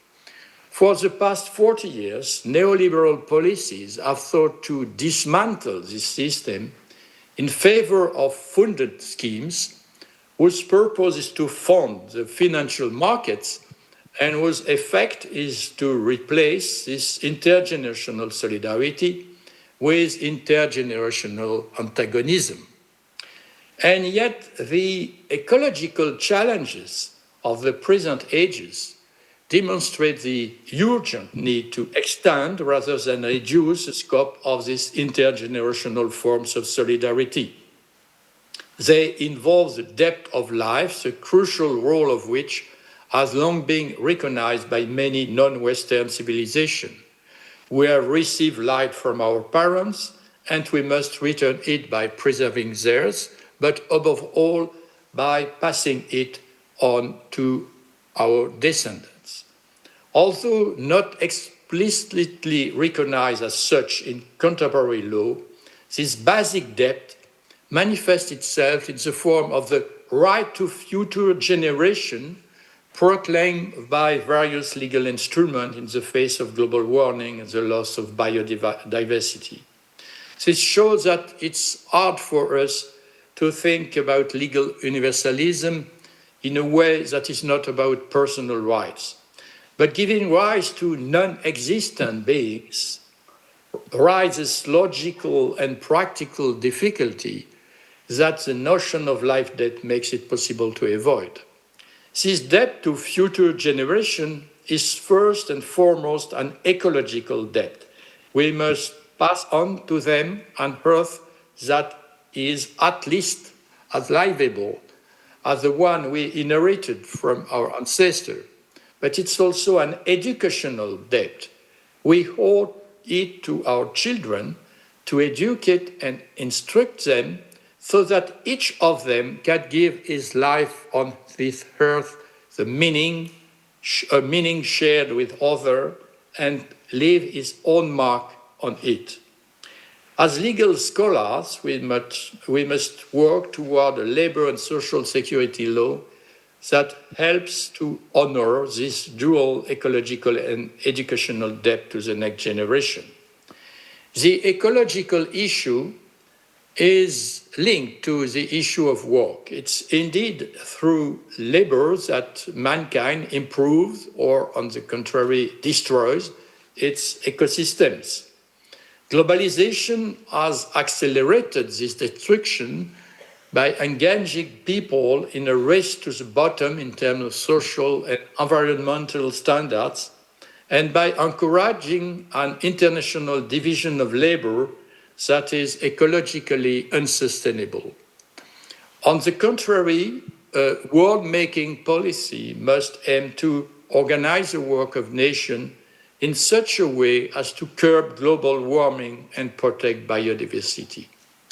Similarly, the organization of work is a laboratory for the good and bad use of our new machines. Yesterday, terrorism treated workers like decerebrate cogs. Today, governance by number treats them like bipedal computers. In addition to the hold machines have on our bodies, there is also now a hold on our minds, which extends beyond the workplace and include children from an early age.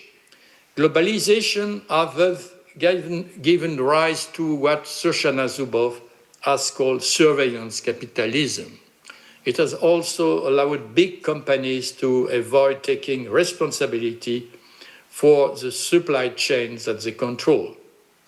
A world-making policy would consist, on the contrary, of putting our new digital machines at the service of humans instead of enslaving humans to them. Under the terms of the ILO Constitution, in its French version, I must confess, nations must strive to bring about a régime de travail réellement humain, that is, a genuinely human regime of work throughout the world. In view of the challenges of our time, such a regime must promote the proper use of digital technology as well as the reduction of the ecological impact of work and its products. To this end, freedom of association and its corollaries, the rights to organize, to collective bargaining and collective action, including the right to strike, should be extended to qualitative issue of the content and meaning of the work. This broadening of the scope of social democracy goes hand in hand with the broadening of the scope of social justice, as foreshadowed by the Declaration of Philadelphia at the end of the Second World War. This declaration enjoins the nation of the world and the ILO to achieve, I quote, the employment of workers in the occupation in which they can have the satisfaction of giving the fullest measure of their skill and attainments and make their greatest contribution to the common well-being, unquote. Nowadays, giving the full measure of one's ability implies putting the so-called intelligence of our machines at the service of human intelligence and not the other way around, and contributing as much as possible to the common well-being entails the provision of both individual and collective freedoms, empowering workers to voice opposition and reject tasks that are likely to result in harm to human mind or environment. In this way, labor law can contribute to honoring the debt we owe to our children and future generations. By embarking on this path, lawyers will be following in the footsteps of Bob Apples and his determined fight for full and equal recognition of economic, social, and cultural rights. Thank you for your attention.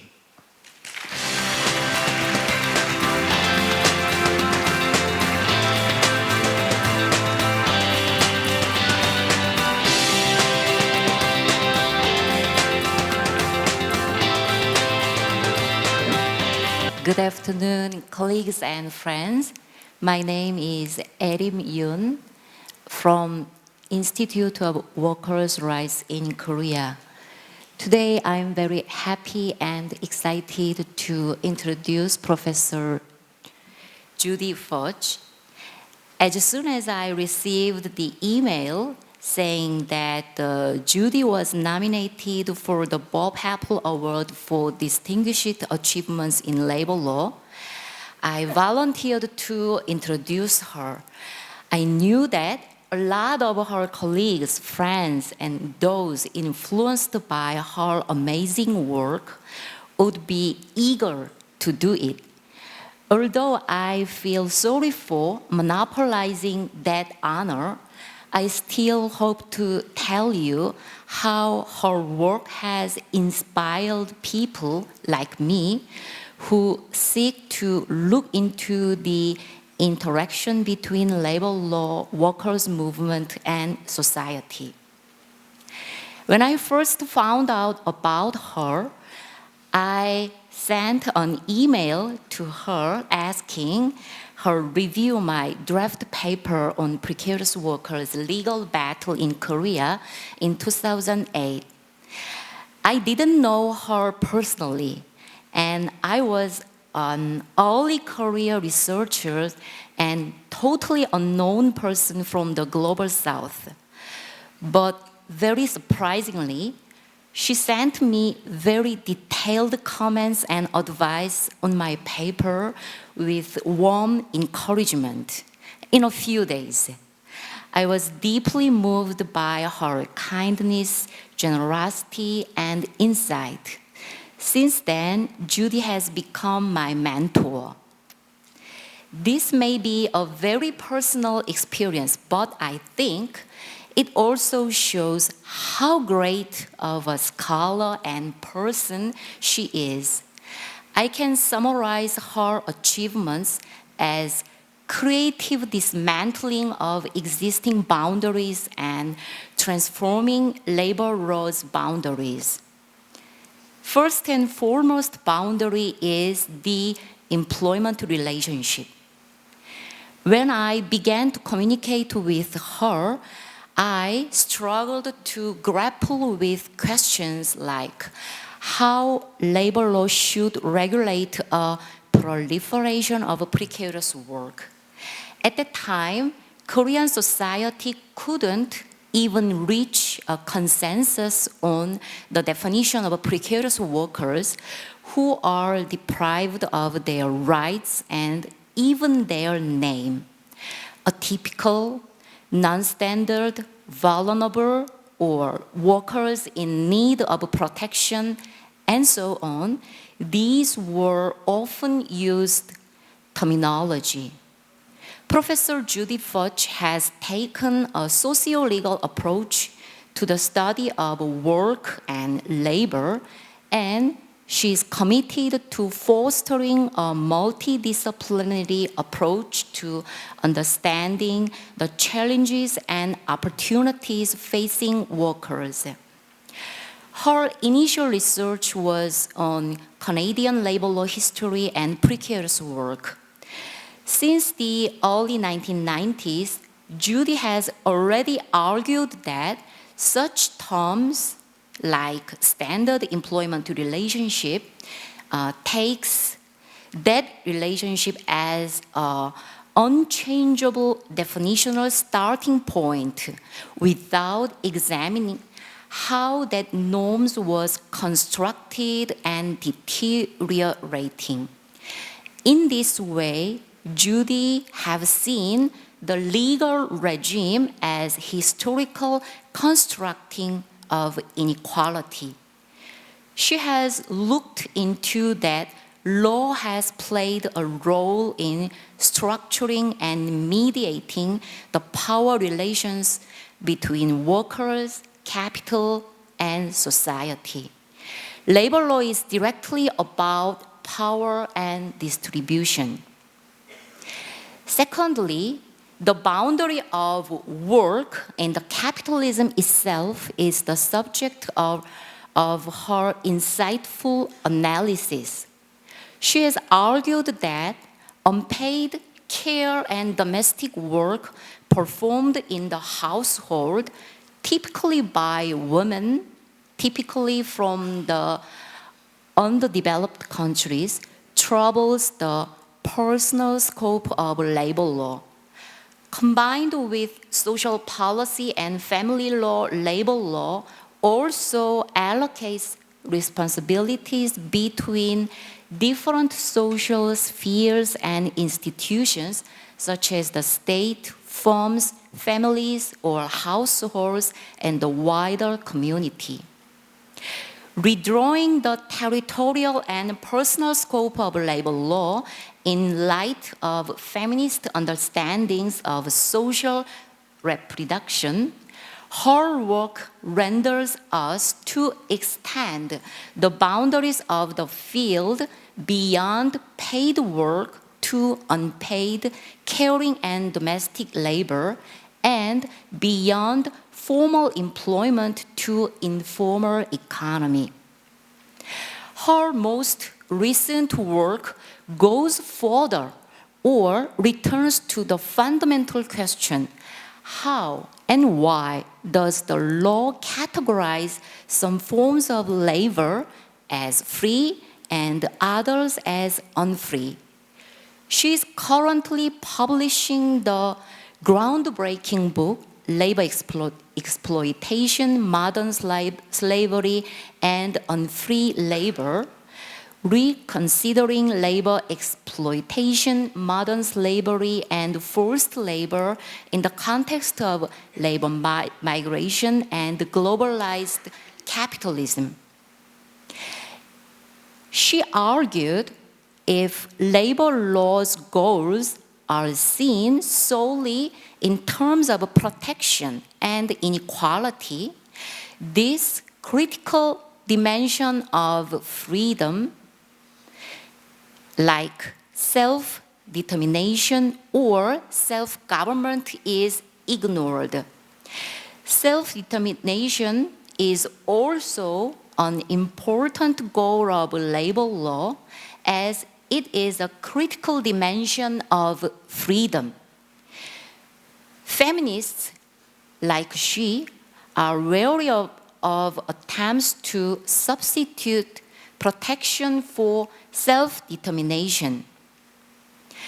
Last but not the least, she keeps exploring the reality of a worker's life, crossing the boundary of entrenched academia. An activist as well as an academic, she has worked with women's groups, legal clinics, and the international labor organizations and other workers' organizations. From her own commitment to workers' struggle for human dignity and self-domination, and with respect for workers' organization, she advocated that it is crucial to institutionalize a plurality of forms of workers' collective representation that provide an independent basis for workers to exercise power and exercise self-determination. Labor lawyers, educators, and policymakers cannot ignore the problem of power, and we cannot pretend that the current distribution of power is inevitable. However, a few centuries ago, when the contemporary form of labor exploitation and key concept of contemporary labor law had emerged in the late 19th century, Karl Marx wrote, "The philosophers have only interpreted the world in various ways. The point, however, is to change it." Professor Judy Fudge has echoed that brave wisdom. Stop discussing labor exploitation and let's fix it. Please welcome Professor Judy Fudge with a round of applause. Thank you.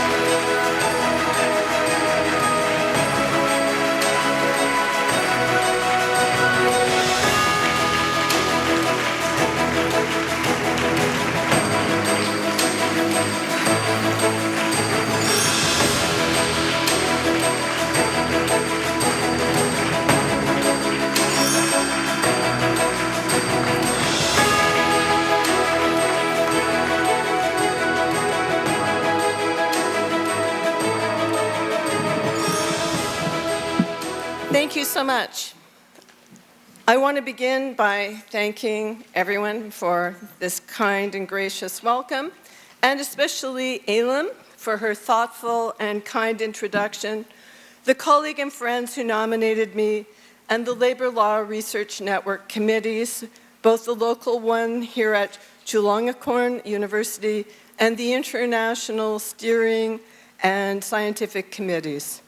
The members of these committees do a great deal of work to keep the international research community vibrant and growing, and I am very thankful to have an international forum for discussing labor law and appreciate your work in sustaining it. It's an honor to receive the Hebel Award. Bob was my thesis examiner, and he was a kind and generous scholar whose work on equality and transnational labor law was path-breaking. I appreciate very much that the research community in which I am active considers me to have contributed to our discipline.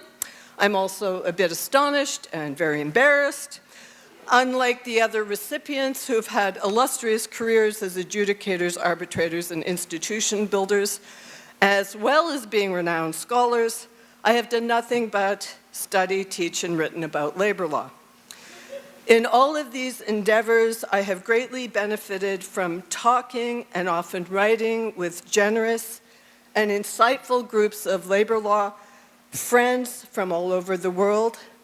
I accept this award as a recognition of the collective endeavor of labor law researchers and students from whom I have learned a great deal over the past 4.5 decades. My abiding interest in labor law was sparked by observing how unions can make bargaining breakthroughs by engaging in strikes, and how these demands in turn can be enshrined in legal norms. I was active in the feminist movement before and during my time in law school. During the summer following my first year in law school in 1981, I participated in a solidarity picket line for the Canadian Union of Postal Workers, who went on a 42-day strike demanding that their employer, the Canadian government, provide 17 weeks of paid maternity leave at 90% of the workers' average weekly wages. Paid maternity leave was an important demand of the women's movement, and it was inspiring to see a large public sector union use its power resources to insist on it. The collective agreement provided paid maternity leave, which was then generalized throughout the broader public service in Canada. After this strike, I became interested in studying labor law. I thought, wow, that's good. I was lucky because I went to a law school, Osgoode Hall at York University in Toronto, which was committed to intellectual pluralism, socio-legal and historical approaches to law, and I had great labor law teachers and researchers. Harry Glasbeek was my first labor law teacher and inspired my love for the subject. He was from Australia and then came to Canada.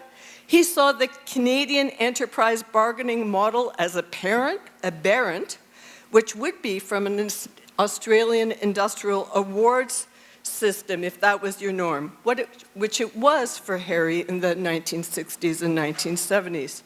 He was also a socialist and familiar with Marxism, and he taught corporate law. Harry Arthurs was also at Osgoode at that time, and he was a leading scholar of industrial pluralism. Eric Tucker, who has been a long-time writing buddy of mine, was also on faculty. I was also lucky enough to take comparative labor law with Keith Ewing, who was visiting Osgoode in 1982. I had a wonderful labor law education. I was taught by active researchers with a range of different views who didn't agree with each other, and I learned about labor law and industrial relations regimes in different countries. Even though I had no women labor law teachers, I had feminist colleagues working in trade unions who were struggling to obtain rights for working women, and I learned a great deal from them. Most importantly, I was learning about labor law at a particularly important time, just as the Canadian industrial pluralist legal regime was beginning to be hollowed out. Between 1980 and 1983, when I was in law school, there was a legislative assault on collective labor rights led by the Canadian federal government and taken up by most provinces. It was composed of three elements: the generalization of the federal government's wage restraint legislation, as well as the temporary removal of the right to strike from most public sector workers in Canada. Second, the partial extension of these restraints to the private sector.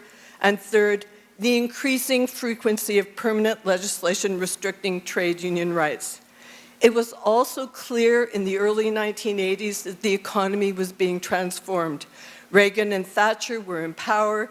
Canada was seeking deeper economic integration with the United States, and neoliberalism was being born.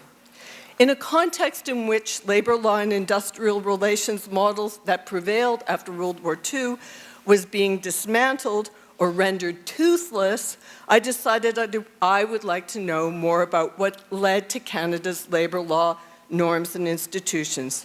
I wanted to do some historical work and write a thesis on the legal regulation of unions, collective bargaining, and strikes in Canada, and the role of political economy in shaping this law and its outcomes. I asked Harry Glassbeck where I should study, and he said, which has proven to be the best advice I've ever had about my intellectual career, study with the people whose work you find the most interesting. Don't care about prestige, who interests you? I was reading widely in labor law and industrial relations literature at the time, and I was impressed by Paul Davies and Mark Friedland's introduction to the third edition of Otto Kahn Freund's Labor and the Law.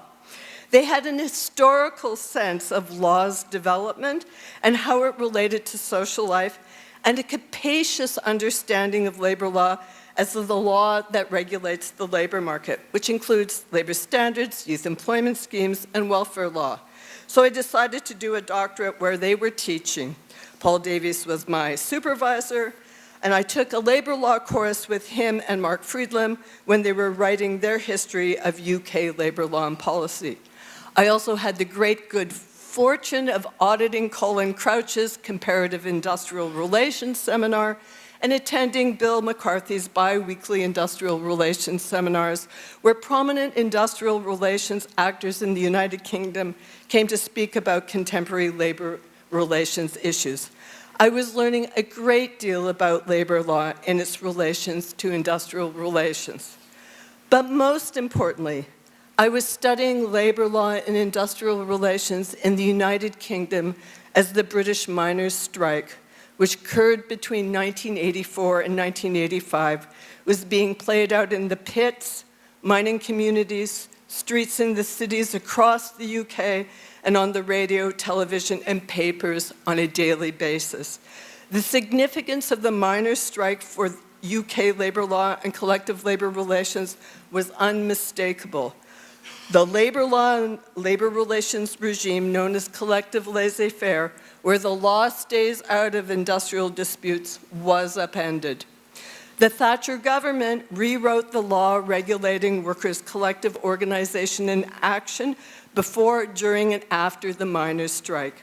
In 1980, it prohibited lawful picketing away from one's own place of work, outlawed secondary action, outlawed political strikes, and increased employers' ability to dismiss strikers. Unions could be sued for all of these breaches because legislation in 1982 removed trade union immunities. From 1982 onwards, the number of cases against unions, especially those relating to industrial action, increased, and injunctions were readily granted by the courts to stop strikes. During the miners' strikes, legal actions over picketing proliferated, and the National Coal Board obtained injunctions against miners picketing at the pits other than their place of work. Courts imposed fines on the unions for striking in violation of the law and upheld damage actions against the union by members, the employer, and third parties, and damage actions against individual union members. The National Union of Miners was isolated and almost bankrupted. The strike was lost. In 1984, the Trade Union Act, which did not come into effect until after the miners' strike, imposed secret postal ballots for trade union elections and ballots before strikes.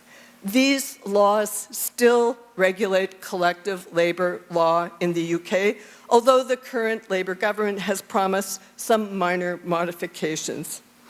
The miners' strike demonstrated how a determined government could revise the legal supports for an existing labor relations regime and rewrite the rules for unions, collective bargaining, and strikes where the labor movement did not have political or public support.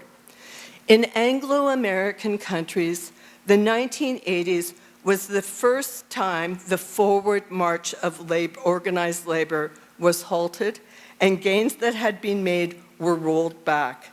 Collective labor law became more restrictive, trade union density declined, collective agreement coverage diminished, wages polarized, and the share of the gross domestic product going to labor and capital shifted dramatically towards capital in all the Anglo-American jurisdictions. By contrast, in the 1980s, workers and unions in South Korea, Poland, and South Africa joined with other civil society actors to protest authoritarian governments and strike their employers. They were democratic forces politically and economically. After the democratic transition in each of these countries, the ability of the labor movement to obtain laws that supported independent trade unions and protected freedom of association depended upon the political power of the labor movement nationally at the time. In South Korea, it was negligible, but in South Africa, it was very strong. In Poland, solidarity fell out of favor in the 1990s. In the 1980s, it was clear that labor movements are constantly being made and unmade as they interact with firms with different business models, operating in different markets, as well as different political actors and institutions. Labor, capital, and the state struggle over which labor rights should be protected and who counts as a worker for the purposes of accessing labor rights. Beverly Silver, a labor sociologist who has sought to understand how labor movements emerge and change as capital expands around the globe, developed the idea of boundary drawing strategies to see who gets cut in and cut out of basic labor and social protection. She described 3 different but related forms of boundary drawing. First, labor market segmentation, mostly pursued by capital. Second, bounded citizenship, mostly implemented by states and especially important when non-citizen workers are recruited and deployed in host countries. And thirdly, exclusionary class identities, mostly achieved by workers and unions themselves, and these exclusions are often based on gender, race, religion, and ethnicity. How these boundary drawing strategies unfold at a particular place and time is a matter of empirical and historical investigation. Labor law, both its collective and individual aspects, is both an instrument and outcome of boundary drawing. In the 1990s, in many jurisdictions in the global north, there was greater emphasis on individual employment rights and human rights, such as non-discrimination and privacy, for example, than collective labor rights.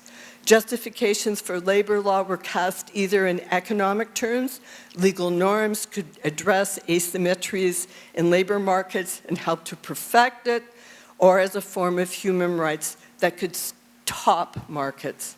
By the early 1990s, a perspective in which labor law was seen as tied to the labor movement and the outcome of collective struggle was no longer popular in the labor law scholarship in the global north.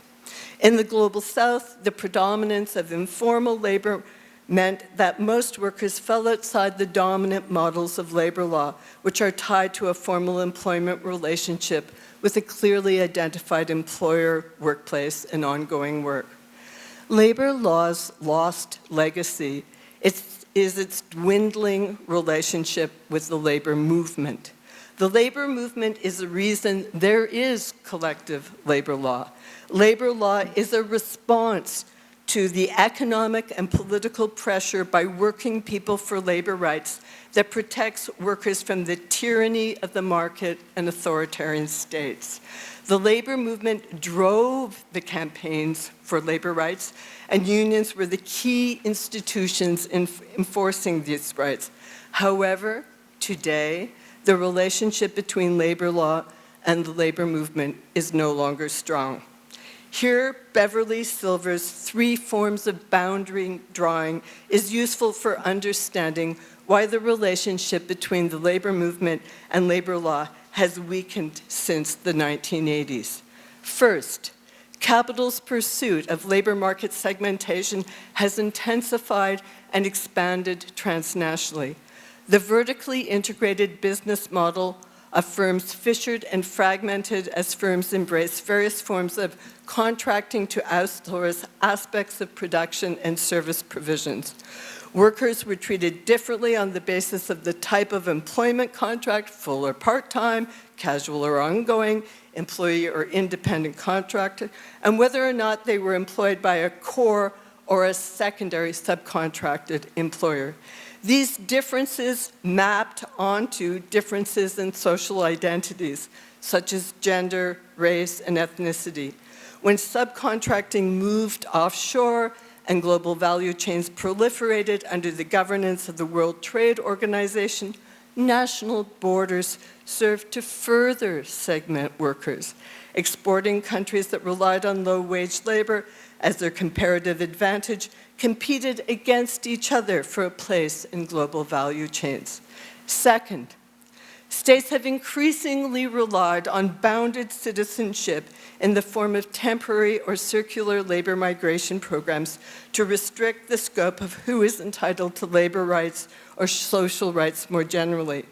When non-citizen workers are recruited through formal immigration channels to work in labor-intensive sectors in more developed states, they are typically not free to circulate in the labor market. This lack of freedom to quit increases employers' power over these workers, who are often employed in sectors such as agriculture, domestic work, where there are very poor labor standards. These workers are treated as disposable, they are not citizens, and they can be deported. Moreover, they are easily blamed for other social ills, such as the increasing cost of food and housing and declining public services. Third, exclusionary class identities, often promoted by workers and unions themselves, can be used to select who is worthy of labor rights. Industrial trade unions' failure to recruit women to represent their specific interests and to promote them through the ranks of leadership is a clear example of an exclusionary class identity. So too is confining women to casual and part-time jobs at lower wages on the grounds that they are secondary workers. Their first job is to support their husbands and children. Migrant status, race, ethnicity, religion, and caste are all social identities that can be used by unions to reinforce a narrow type of solidarity rather than attempting to build a more inclusive version, a hard job, but necessary. In the short term, excluding other workers might increase or sustain the labor market power that specific groups of workers may have because of their monopoly on skills or access to positions. But in the longer term, exclusionary union policies undermine the broad solidarity all workers need to withstand periods when the market is reconfigured, the business model changes, or the political climate shifts. I believe that only by building inclusive worker collective power is it possible to counteract boundary drawing strategies by capital and the state. A broad and inclusive labor movement that is committed to forging connections between all workers is needed for inclusive labor rights. Much of my research, as Elam has so nicely pointed out, and we didn't confer beforehand, on labor law has been about expanding the discipline's boundaries, to look at different worker subjects of labor law, women and migrants, for example, instead of the norm, citizen men, to examine law at different scales, local, national, regional, and international, to see how labor law interacts with other legal domains like migration law, human rights, or corporate law, to historicize labor law's key concepts such as the employer and employee, and to consider how labor law operates in other countries. But what makes labor law a distinctive subject for me, and what initially got me interested in it, is its collective aspect, what I identified earlier as labor law's lost legacy. It is the labor movement, working people coming together through democratic organizations that they control and exercising their freedom of association to join unions, to engage in strikes, and to bargain collectively that makes labor law distinctive.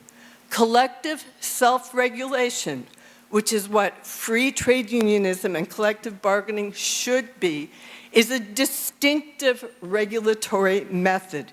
It is also a necessary counterweight to capital, which is collective even though the law treats the corporate employer as simply one person. We are currently in a polycrisis. First the global financial crisis, then the pandemic, now the tariff war. They're intensifying economic inequality and insecurity, disruptive climate events, and wars. But crisis is also a time of change. Now is the time to consider how labor law could be revitalized to promote an inclusive and democratic union movement that is accessible to all workers. Such a task involves expanding the borders of labor rights to a much wider group of workers and over a much broader range of demands. For example, although the tactic is of doubtful legality, informal workers such as street peddlers and waste pickers often strike against state actors to demand access to the street or to collect waste from private homes. These workers and all workers should have access to effective freedom of association, which includes legal supports for collective representation, collective bargaining, and strikes. Labor law should facilitate freedom of association, not impose hurdles to exercising it, is still the case in too many countries. Labor law is restrictive rather than enabling. I believe that it is time to revitalize labor law's lost legacy and to concentrate on how to provide real freedom of association for the majority of people in the world. Thank you very much.